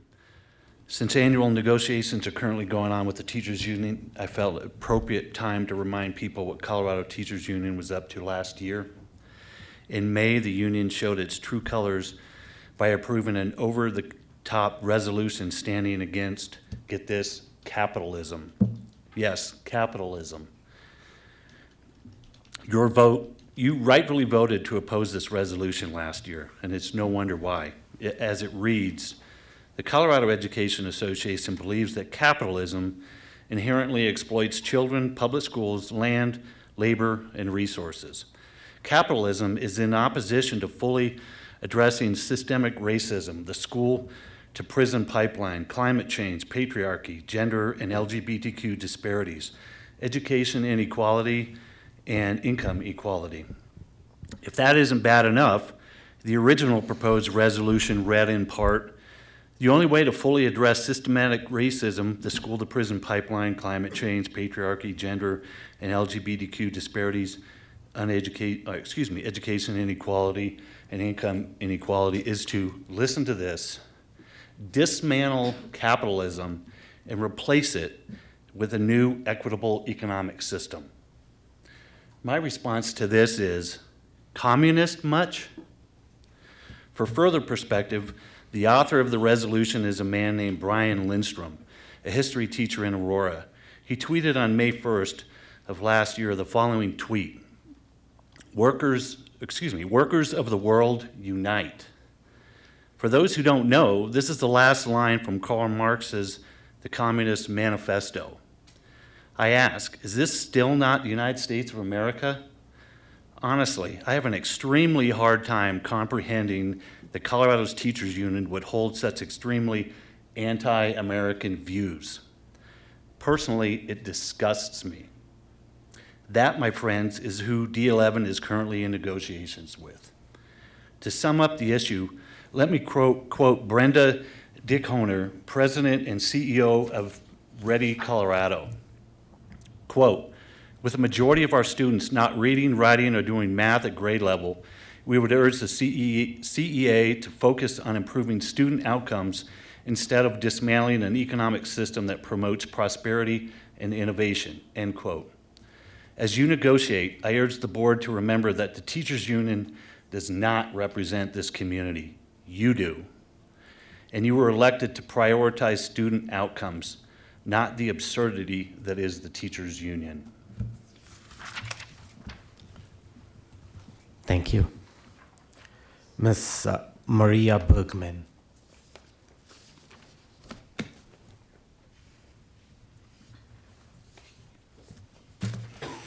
Good evening, Board. My name is Maria Bergman, and I want to speak to you tonight on behalf of El Paso County Young Republicans and as a D11 resident. As you enter into your annual negotiations with the SCEA, I want to encourage you to remember that you were elected in 2021 and 2023 with mandates to improve outcomes in D11. You have a duty to each of the students and constituents to uphold these promises and make an impact that will significantly improve D11. You want to see a thriving district, and I know that you want to see that as well, so I want to encourage you to act with that vision in mind. Regardless of the pressure, remember that you were not elected to simply go along with the wishes of the teachers union, but to improve outcomes in D11. I want to remind you also that on the other side of that responsibility is the fact that the community stands behind you. I'm sure it can be hard to see at times from behind the dais, but tens of thousands in this community support your vision for this school district.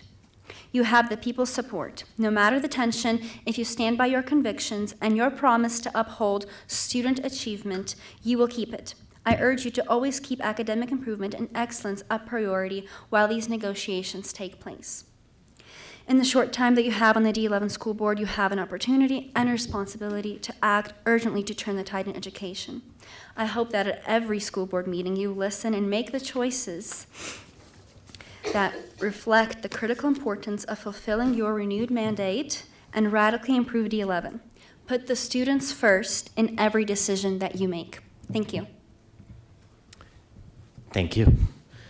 That's the end of public comments. Thank you all for being here this evening to share some of your thoughts, and the board appreciates your feedback. Moving on to the next item on the agenda, it's board member reports. Board. Why? No, can you, yeah, go ahead. Vice President Hafley, can you punch your button, the button again? Yep, Vice President Hafley. Okay, so I just want to give another shout out to more schools, and those would be Wilson Elementary and Adams Elementary, for as well as many other schools within the district that were hosting Read Across America and Dr. Seuss Day, but I was able to go to Wilson and Adams and spend some time with kindergartners and second graders and third graders and fourth graders, and man, do I miss the kids. So it was really good to be with them and to become quite the connoisseur of green eggs and ham. So that's all I had to say. Thank you. I know that several board members took the opportunity to visit our school, so thank you for all the invites that came to the board members, and we appreciate always coming and visiting your schools and reading to the students. Director. Thank you. There's an opportunity to see your good man, Charlie Brown, at Mitchell High School on Friday at 6 p.m. It's also tonight, but obviously that's not going to work for us. And since tomorrow we don't have school and school events are canceled, they're rescheduling tomorrow night's performance to Sunday at 2 p.m. So go if you can. It's going to be a good show. Director Bankus. I also want to highlight my opportunity to go to Wilson Elementary and read for Read Across America. And one of the pleasures of being in those many classes is that one child had the same book I wanted to read in Spanish. So I read a page in English and she read a page in Spanish. And I forgot she was a little person, and she got tired at the end, but she didn't give up, and she read through the whole thing, and it was a shared experience and one of my favorite things to do. I also want to say that when I was seated on this board, arts were maybe not as well funded, and Superintendent Gall and I think President Malpacum, we happened to be at North Middle School for a performance, and the teacher at that time had said, you know, we don't have enough money to put on more than one play a year, and he made the commitment that that would be resolved. So I had an opportunity last week to go to the Crown of Tiaras. The costuming was outstanding, the kids' performance was outstanding. There must have been 45 kids up on the stage with a part or a piece to contribute to make that a successful performance. And that school is putting on 10 performances this school year. It is an opportunity for kids after school to be able to participate in something that attracts them. And again, I want to draw your attention to the fact that this school district, this board, our superintendent, and all of you teachers and parents, we are trying to make sure that we are offering a compendium of services, of supports, of educational expertise, so that every child can find their niche. Every child has someone who is going to support them, acknowledge them, and create for them the opportunity to define who they are for themselves. So thank you for your support for all that we are trying to do. Thank you. Director Nelson. I had the pleasure of reading at a couple of different schools over the past few weeks, and I just wanted to share thank you to the schools for inviting the board members.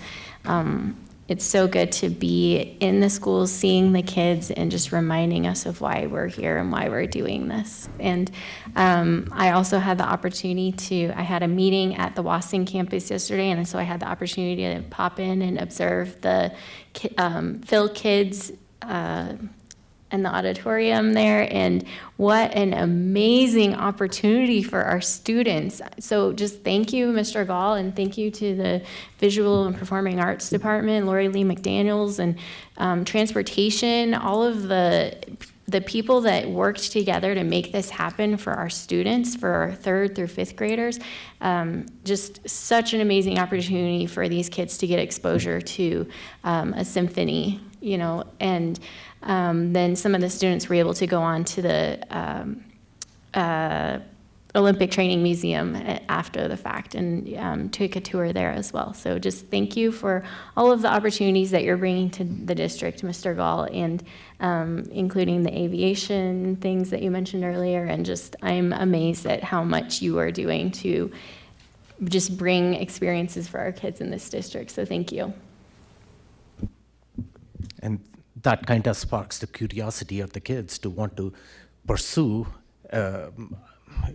maybe even a career in music and arts. So thank you. And if you pull up that, I'm going to be quick. And Superintendent Gall talked about the Mitchell JROTC, Mitchell JROTC, and Air Force, the JROTC.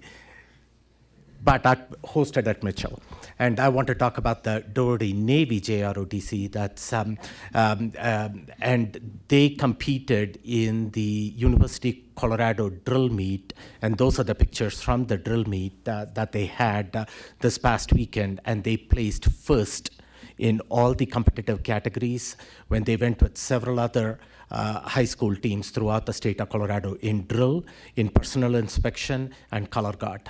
And they were presented the Admiral's Trophy winner, and it was presented to Cadet Jaden Wilson, who is pictured at the very end in there. Going to the next slide, and speaking of the Admiral that was pictured in the previous picture, he visited Doherty, the JROTC, the previous day and had a conversation with the cadets. Rear Admiral Craig Mattingly, Commander Naval Services Training Command, he visited Doherty Navy JROTC, and just there are about 100 cadets out there pictured, and he took time to engage with each one of those students, personal engagement, took time to know their names, ask about their interests, and those students were just captivated listening to listening to the advice that he provided for the cadets out there. He talked about high expectations and no excuses. It epitomizes the message that this board has been talking about, and talked to them about the importance of having to give their best every day. And he was talking from the military perspective that if you do not give your best every day, then lives are at stake. And that's what he was talking about to the cadets, that they got to show up every day to school with the same attitude. And he walked that hallway at Doherty, and if the community hasn't seen that, that hallway is an impressive salute to our Navy and local leaders. I encourage you to visit that hallway too, and got to engage with Superintendent Gall and the building leadership out there. So we sometimes talk about the discipline issues that we see in our schools. This program is JROTC, whether it is at Doherty or at Mitchell, is near and dear to my heart. When I talk to the people that are in charge of these programs, they talk about freshmen coming into that program, and a lot of times they do not have the proper response in classrooms. They are kind of slacking off, and you watch the same students grow and develop. By the time they get to the senior year, now they've become the leaders in that group. And then you think that those leaders are stepping away, the next group of leaders step up once they graduate. So it's just so refreshing. I think personally, I think if all our high school students go through this program, a lot of our discipline issues in our schools are going to be resolved. So moving on to the next slide, I want to give, this was talked by, Director Bank has already talked about the North Middle School program, and I want to give a shout out to Ms. Gaydon. Director Bank has talked about 10 performance. These are 10 separate performance those students are going to be doing. A lot of times, 1 or 2 performance is going over and beyond what you ask a middle school drama teacher to do, and she is putting together 10 performance, and our students are thriving because of that.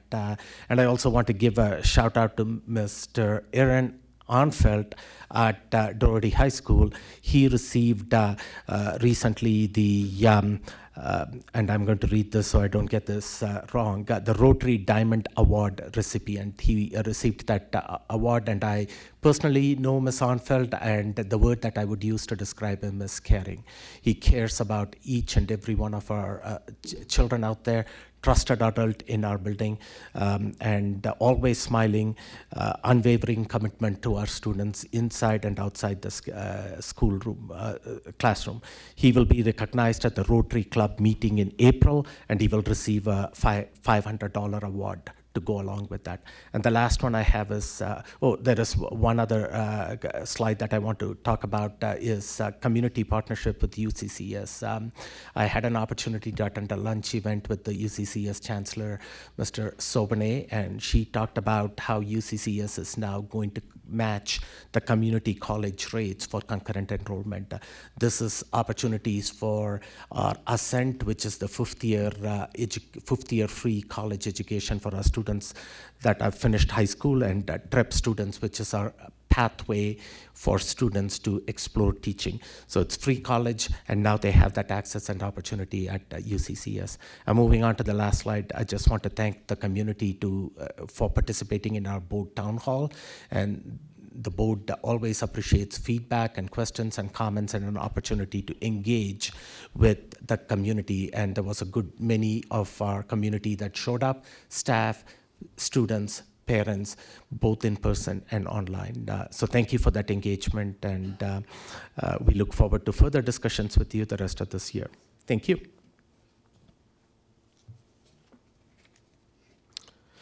Moving on, we do have legislative update is the next item on the agenda, and Dr. Comfort, are you coming and introducing Ms. Amy Atwood? And Ms. Amy Atwood,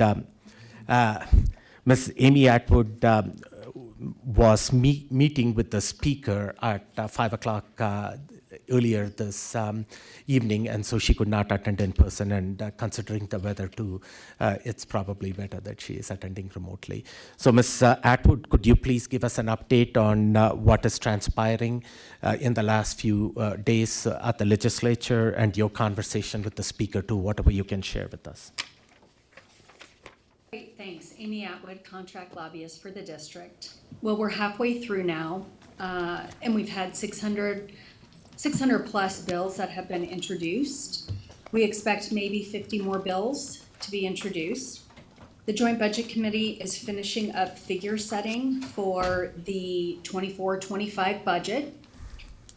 K-12 funding is not finished. They usually hold K-12 funding to the end, and some would say that that is to balance the state budget on the backs of K-12, but it will be the last thing that goes into the budget. So we won't know those figures really until the budget is introduced on March 25th, and it'll be introduced in the House.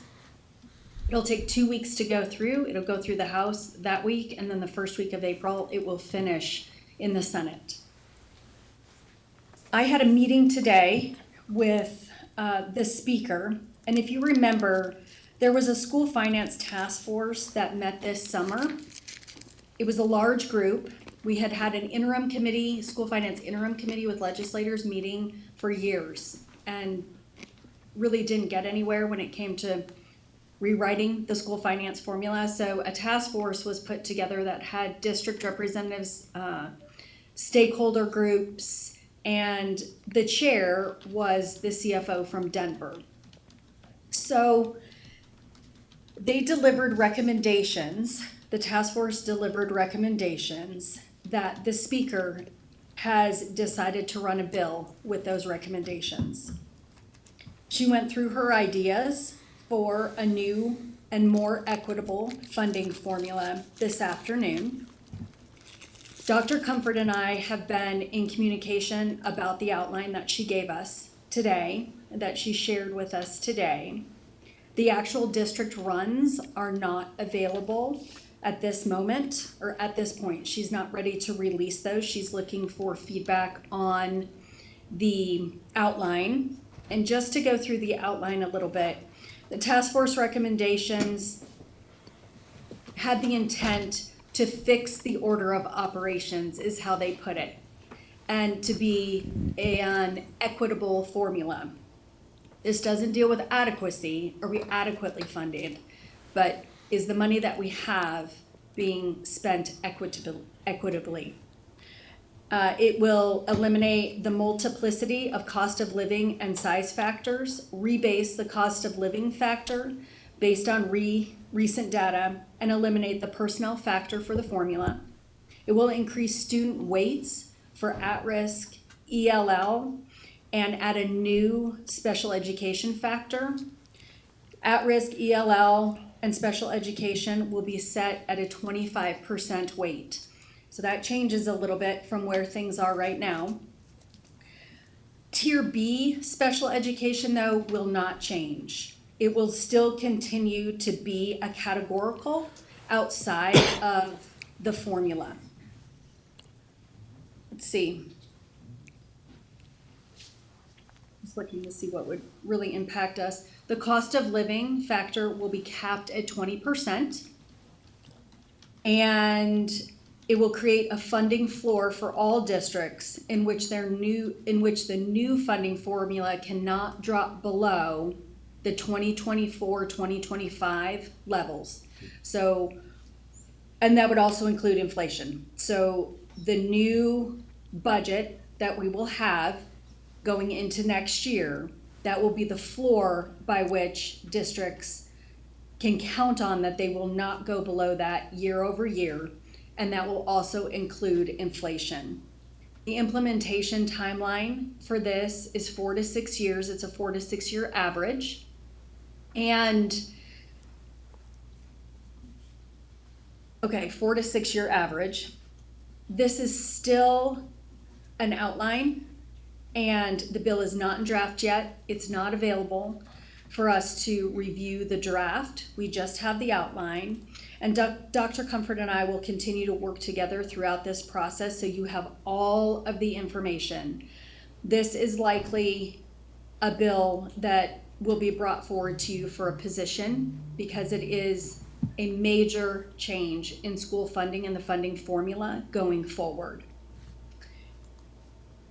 This bill will be separate from this year's School Finance Act. So it'll be separate from the bill that we will see, which will fund schools for 24-25.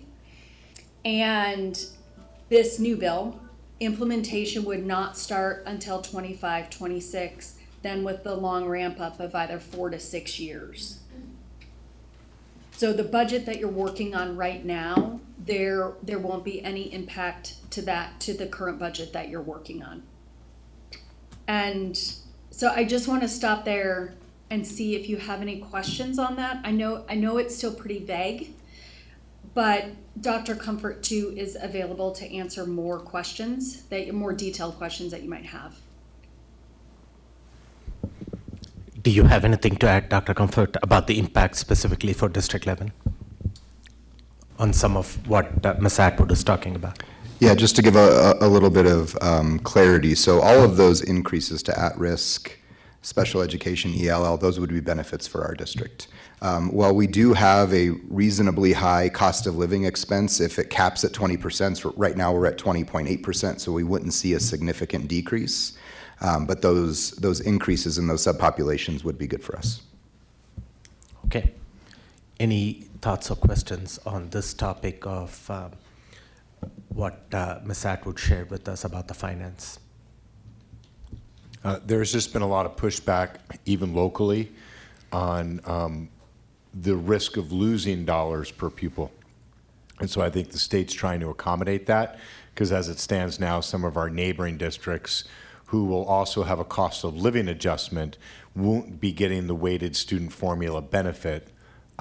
You all may opine differently. I think the challenge I have with that is that in the 10,000 kids that we have lost in the last 20 years, our concentration of need is a higher concentration of need than where many families have chosen to leave the district. So I think it is of great benefit that we will get additional dollars for the kids that we are serving. I think the fear is that we won't get what we actually need, because the idea of driving that equity formula to deliver the dollar against the need will be muted because of the noise associated with lost dollars in districts from what they currently have. So do you want to address this, Ms. Atwood, what Superintendent Gall talked about? Sure, he brings up a very, very good point, that the speaker was clear, and I want to quote her. She said, and it was a very heated, it wasn't just with me, there were other district lobbyists there.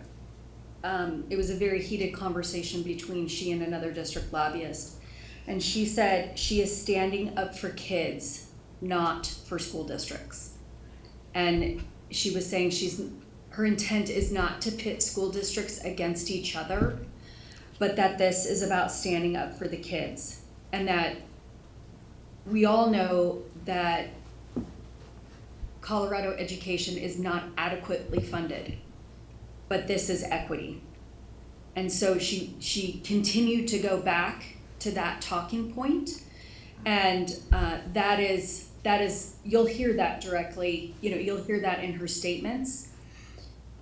There are districts that will not get less than they would get next year, but their rate of increase will be less than what they would see under the current formula.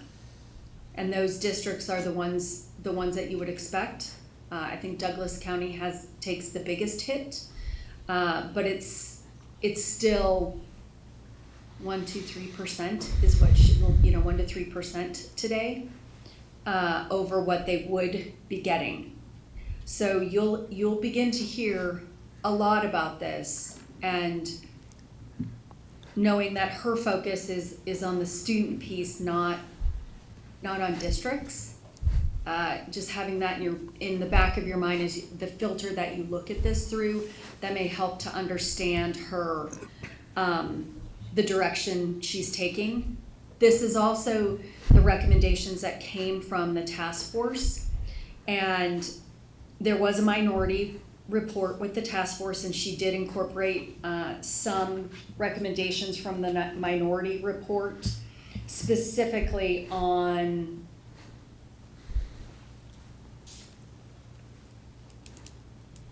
the cost of living factor cap. The recommendation was 10% cap, and she went with 20%. And that was part of the minority report. So, and remoteness and size factor, she also looked at the minority report.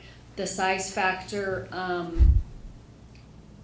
she put in was 5,000, where the overall, the big report, not the minority report, had about 1,000 kids as the size, as that size. So she really did try to take in comments from both angles within the task force. Okay, thank you. Remind me again, did you mention the House bill number for this? Has that It has not been introduced yet? yet. Okay. So all we have today that Dr. Comfort and I have been working off of, and everyone's been working off of, is an outline. He has the outline, and we don't have a bill yet. I specifically asked for the runs. She is not prepared to produce the runs yet until she gets feedback, at least on the outline. So Dr. Comfort and I will continue to go back and forth on that, and I'll let her know what the district impact is to us. But no positions are, I won't give any position or any indication where the district is, because that's your decision as the board. Okay, what's the timeline then? I think you, if I remember right, you said you would want the board to take a position on this. So Yes. Okay. So I asked her that, what her timeline was, and she was pretty cagey. I think she will go through next week and bring together all the comments that she receives. There is a political play as to whether or not it gets introduced before the School Finance Act and before the budget. If it gets introduced in parallel with the School Finance Act, or it gets introduced after that. And she will be weighing what is the best political path for her for passage of the bill. So we don't know yet. Okay, thank you. Keep us informed on this one especially. Looks like this bill has got some legs. So, President Malpacum, if I can just make one other comment that Ms. Atwood shared in the report, and I'm happy to share that with the board.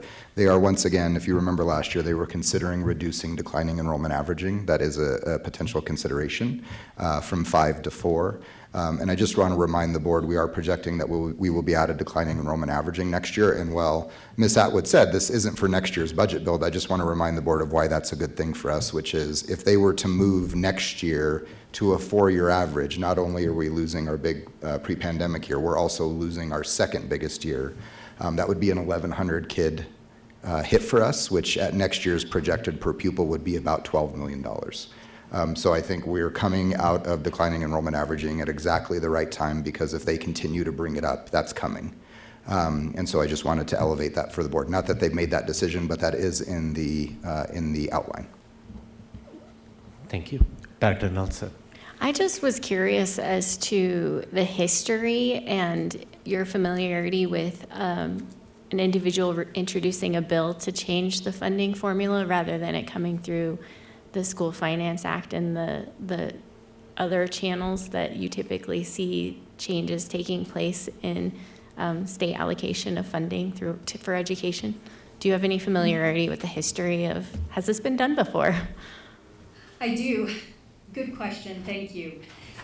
So the interim committee, the School Finance Interim Committee, that's been meeting for at least 5 years, has tried, and that is made up of legislators who have bill authority.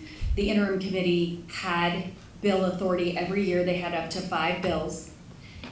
They themselves could not come together on a new formula.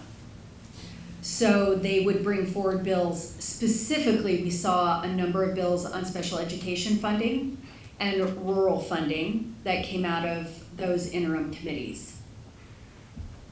So the tactic was to move to a task force of individuals who are the experts. So we had a lot of CFOs on it. It was a big task force. It was like 12 or 14, 13, 14, 15 members. So the legislature decided, well, let's take a different approach here and bring in the experts and see if the experts can come to a consensus. So those are the recommendations. This bill, because it doesn't impact next year, and it is a total rewrite of, we'll just call it a total rewrite of the finance formula, it needs to be a separate bill. So that funding for next year is not in jeopardy because of the politics around these recommendations. So it is intentional that it is not in the school finance formula this year. It could have been and been the projected, this is what happens in the future, but there are a lot of politics, and the school finance formula is crucial and has to get passed. There are two things that have to get passed every single session, and one is the state budget and the other is the school finance formula, the School Finance Act. So, and those are called out specifically. If the legislature does nothing else, they have to do those two things. So attaching this to the School Finance Act is politically risky, and the sponsors of the School Finance Act want a clean School Finance Act this year. Thank you for that. Okay, can you proceed with the rest of your update? Are there any other House bills that we should be aware of? You know, this is the major issue. It has been on the table now we've known for about 2 weeks that this was coming, and this is the major issue to discuss. When it comes to bill updates, we haven't had any new bills introduced of consequence for the district. So this funding formula is what is really important tonight. Okay, thank you. So you heard from Ms. Atwood. If you want any updates other than the finance part, any specific bills, Director Jurgensen. A couple that I've been reading about recently, House Bill 241310, which is the security bill. There's the bad security bill, I think it's been labeled. My concern is that the way the language is that it's basically removing local control for boards to have that choice on armed security in our schools. What is the update on that bill? Okay, let me just pull it up. Okay, it's called School Safety Measures, House Bill 1310, and you are correct that it does pull away from your local control. The opposition on this bill is being led by the sheriffs, by the county sheriffs association and individual sheriffs. School districts as well, as you've heard, are weighing in and have resolutions. It goes contrary to the Claire Davis Act and all of the school safety, not all of them, but really the majority of the school safety bills that have been passed over the last 10 years. So the bill really has some major problems. If you have law enforcement and you have school districts that are weighing in, hopefully it will die in its first committee, but it may not die until it gets over to the Senate, or it may just be so heavily amended that it is really neutered. Okay. Yeah, that was my concern with the past House bill about the preferred name.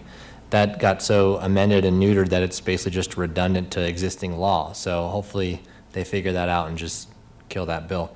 The other bill, which I know we haven't heard yet, but House Bill 24, it's 1363 on the charter. basically, another killing bill. This is on charter schools and removing all sorts of things that, make charters friendly and competitive and, able to fit the niche of what they are offering in their communities. And seeing as D11 has been adopting and bringing in more charters into our portfolio of schools idea, I'd say this bill, if it's going to have legs or forward progress, would be one that we would want to stand against as it goes in the face of what we've been doing with our actions as a board and as a district. So I was a little worried about my time tonight. I didn't want to go too long. Sure. But school safety and this and charters are the two other issues I was going to bring forward with time permitting. So on the charter bills, so we are seeing something different this year, which is competing bills. We've seen them kind of in the past, but we're seeing them in almost every issue area. So Senate Bill 88 is being carried by Senator Lundeen. It is really the League of Charter Schools bill. It's a transparency bill. It's being heard right now in Senate Education Committee. That's also why I'm still here downtown. And that is, I would say that is the pro charter school bill. With amendments, that one does not require any more reporting than the district is already doing. It just requires like a difference in how that gets pushed upwards. The other one that you just mentioned is an anti-charter bill. It's just a flat-out anti-charter bill. It is being run by a very pro union member. Her name is Representative Story. If you remember, she's from Jefferson County. She was in the House. She moved to the Senate. She's back in the House. And it is a competing bill. So dependent on if Senate Bill 88 goes forward tonight, then we will likely need to visit the House bill. If Senate Bill 88 dies tonight, then that House bill likely will go away as well. Okay. So dependent on what happens in the Senate Education tonight, we'll decide whether or not, what's the political play on that one. Okay, I appreciate you already having it on your radar. I appreciate you also being respectful of time constraints. So thank you very much. Thank you for giving us all the update. Any other comments or questions? Seeing none, if you've got more work to do, then thank you for joining us, and hope you don't have to spend a long evening at the legislature this evening. But thank you for joining us. Please keep us updated on anything related to any of the bills, even if it is, we go on spring break pretty quickly, but even if that is the case, if you keep the board informed about it, we can provide feedback to you as and when necessary, in a timely manner. Thank you.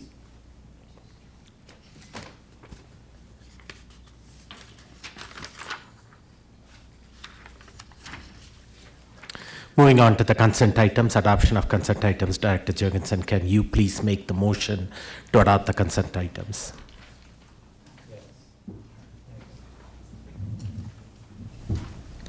I move that the Board of Education adopt all consent items as designated in the agenda. The consent items are F2, approval of February 28th, 2024 regular meeting minutes. F3, approval of March 6th, 2024 special meeting minutes. F4, personnel recommendations, March 13th, 2024. F5, resolution 2024-33, diversity in education month for April. And then F6, resolution 2024-34, month of the military child. Second. Moved and seconded. Katrina, roll call, please. I almost said Melissa. Director Benkes? Aye. Director Carey? Aye. Director Hafley? Aye. Director Jorgensen? Aye. Director Malpacum? Aye. Director Nelson? Aye. Director Ott? Aye. The ayes have it. The consent items have been adopted. Moving on to the action agenda items. The first action agenda items that's in front of the board is interest-based bargaining and meet and confer budget transfer appropriations and FTE approvals. Director Nelson, can you please make the motion for action item E1? I move that the Board of Education approves the additional contingency transfer of $18,000 for the board representation and communication at interest-based bargaining, IBB, and meet and confer. Second. Moved and seconded that this is a new item that is coming in front of the board. Superintendent Gall. Chief Odom. Thank you, Superintendent Gall. Good evening, Board of Education. Back in December, just to kind of frame, back in December, we competed this requirement at the request of the board. This is to support board work. And there was some additional work that was identified and requested by the board to be added to this contract. And when we go over a contingency fund transfer of $100,000, which funded the original contract, we have to bring it to the board to get that additional funding approved. So that's why we're here. Okay. Any questions that Thank I can you. answer? Thank you. Questions or comments before you? Yep, there you go. Questions or comments from the board on this topic? Director Nelson. I would just like for the community to understand that there are 67 hours scheduled for interest-based bargaining this year. And so the board decided to hire outside support to help facilitate the conversation and to keep our staff focused on their day-to-day jobs and supporting our students. And so minimizing the district side of the team. And as board members, we are, well, I guess a few of us now are not volunteers. You get paid a nominal amount for being on the board.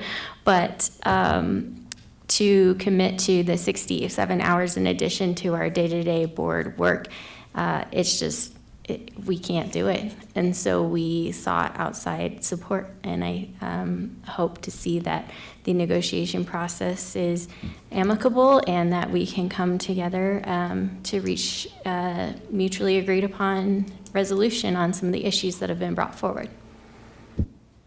Thank you. And it's not only for IBB, it's also for meet and confer.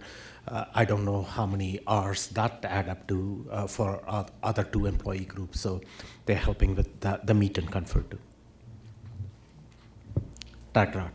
Thank you. Can we just, perhaps you, President Malpacum, or Chris, can address why we are going above and beyond the original amount because of what we hope to accomplish with that extra $18,000?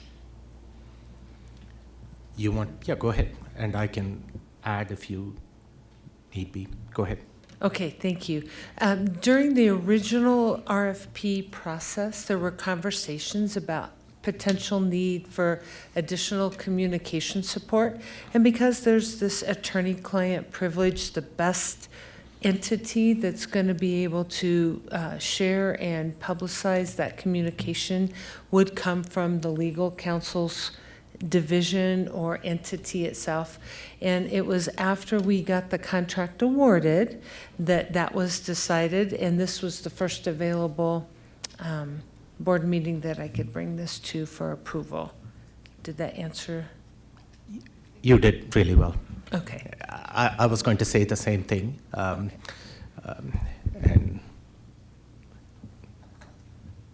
Director Bankus. I'm trying to frame this so that for our community, we understand that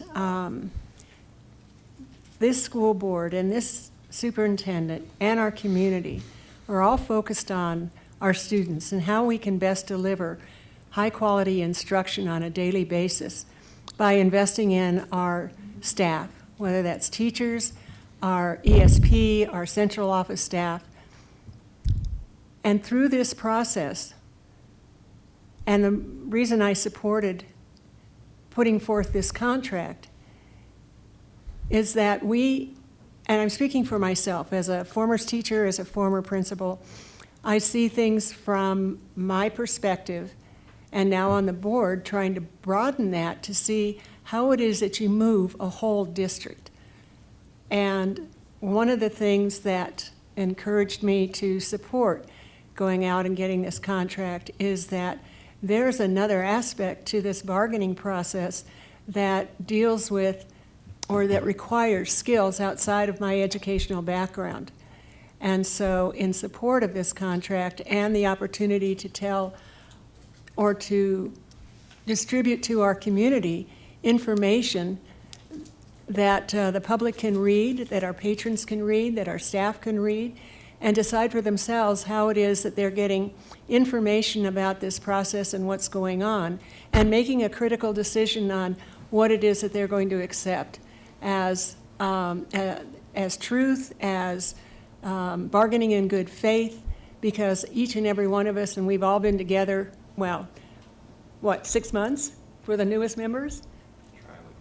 3 months for the newest members, and a year and a half for the rest of us, that we have consistently come to the table and worked towards being fair, being appreciative of what our staff does, indicated by how it is that this board has made sure that compensation has been at the forefront, not only for our teaching staff, but for all levels of employees. And we do this willingly because we are committed to the best that we can provide. And the way in which we can do that is to be guided by those who have expertise in negotiation. I am not trained in negotiation. I know how to teach kids. I know how to run a school. And I think that this is an opportunity for us to maintain the trajectory on which District 11 is moving. I think this is an opportunity for us to break out of what we've always done and upgrade and evolve into an opportunity that brings us into modern times. Thank you. So thank you for providing that feedback and your thoughts on it. There was a public comment that was made about building leaders are not part of the negotiations. As was commented out here, we want to ensure highest quality rigor of education that's happening in the classrooms, and taking building leaders away from schools and putting them into negotiations. It's not the best opportunity for our schools to thrive and our students and classrooms to thrive. That was a consideration in this decision making. Director Nelson. Yeah, I just want to come back to the additional funding for communication support. We had a school close one day last year because of misinformation. So I do not want that to happen again, and it makes sense to have the individual present during this process to help craft the information and get the facts out to our communities, to our families, to our staff, and as long as we're getting the information out there, people can, make their choices, but it will just not be based on misinformation that we are facing a challenge, like having to close school for kids for a day. That will not happen on our time this year. And thank you for mentioning that there comes a cost associated with closing an instructional day of school for all our students. That's the student learning loss that happens, and that shouldn't happen. Director Hafley. So in terms of to better the communication, I just want to clarify that what we're trying to do is provide better, more efficient, quicker communication with teachers, staff, parents, and the public. The communications company will provide faster updates about board decisions using several modalities to make sure the word reaches our constituencies about what we're doing. That was very important to me, that there were several different modalities used. Because we know how busy teachers and parents are, we know how fast, as Director Nelson said, misinformation and distortions can spread on social media, in addition to what happened last year. Our goal is to communicate clearly with everybody within the district and in the community about our vision and our goals, We want to make sure that we share student and teacher achievement, new policies, procedures, as well ensure that people have all the facts about a specific decision and why we made it, and the thought and the care that we put into these decisions. So as we focus on students, we want to make sure we communicate those policies and that focus clearly and efficiently and quickly. And that's the reason why we did that. Thank you. Director Ott. Thank you. Just to be clear, this would be in addition to the attorney. This is part of the attorney contract. Yep. And this in addition to the communications Yep. contract. Thank you. Exactly. And the other thought process that went into this is we regularly engage with all our employee groups, and in some of the conversations we engaged with employee groups in discussions that they have shared with the board members individually. There's always been a feedback that sometimes employee groups don't feel valued at the negotiation tables in the past. We want to certainly value the feedback that we get from our employees, want to make sure that you are valued and honored and have professional negotiators that can help us guide us through this process. Seeing no further questions, roll call please, Katrina.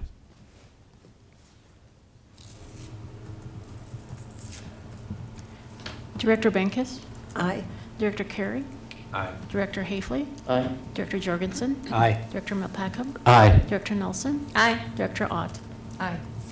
The ayes have it. The contract that was presented to the board was approved.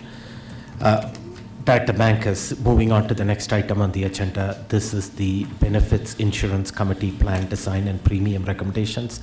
Director Benkes, can you please make the motion for action item E2?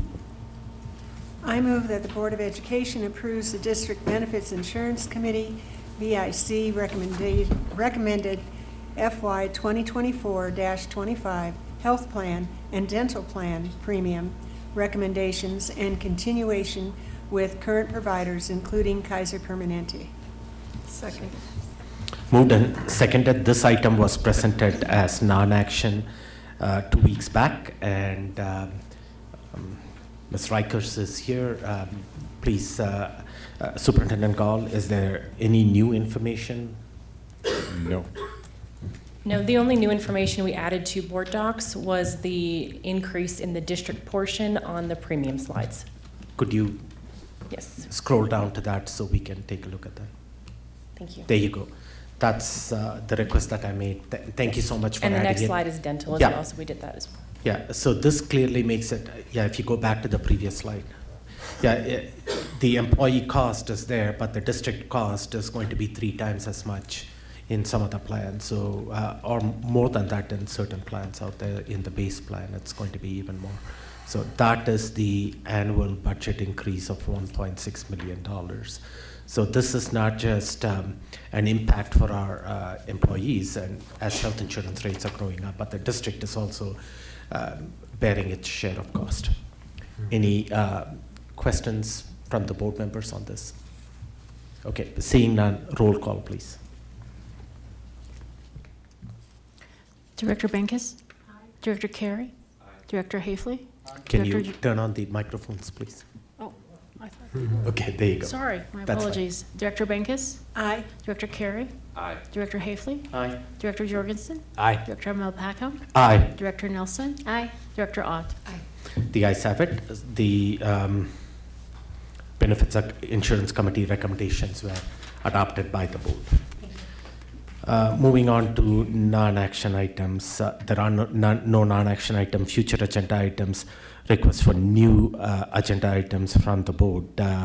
And are there any future agenda items by the board? And I do have a couple of things that I do want to talk to the board about too, but I also want to see if there are future agenda items. Director Ott. This might be on your list, an update on where we're at with the COP and Palmer High School conversation and all of our schools, because it's not just Palmer. We should keep that clear to our community. Thanks. And that was something that was initially on the agenda sometime in March, and at the request of Superintendent Gall, it was. Yeah, we have that scheduled for the second work session in April, I believe it's been It got scheduled for. moved to second work session in April. We have more buying power as interest rates are coming down, so we want to give the most accurate information to the board. So second work session in April. I believe that's correct. I don't have the Okay. date on the Wednesdays. 17th. So right Thank now. you. Okay. Yep. Seeing none on that. What I wanted to address with the board was in the future agenda items that are coming up, a board retreat was scheduled on March 20th. There was a request from Director Bankus that she is not going to be present in town next week, and a request to postpone that board retreat for a future time. Right now, the retreat is scheduled for the 20th. So is the board interested in having the retreat still on the 20th? I'll ask that question first. If there is no interest, and by thumbs, are we not having? Okay, let me ask the question. By thumbs, does the board want to still have the retreat on the 20th? Okay, no interest. So that means the retreat will get scheduled for another time in April, and Vice President Hafley and I will work with Superintendent Gall to find a time in the board schedule. A follow-up question would be, I know that the board has been really busy with several meetings, not only the town hall and our employee group meetings and IBB sessions, executive sessions. Is there an interest in having this? If I cannot fit it on a Wednesday schedule, is there an interest in having it on a Monday, Tuesday, or a Thursday? And that can be figured out by Ms. Olson when she arrives back. Is there an interest, or would you still prefer to have it on Wednesdays? Preference for Wednesdays. Okay. Or would you rather prefer Monday, Tuesday, or Thursday? Okay. Okay.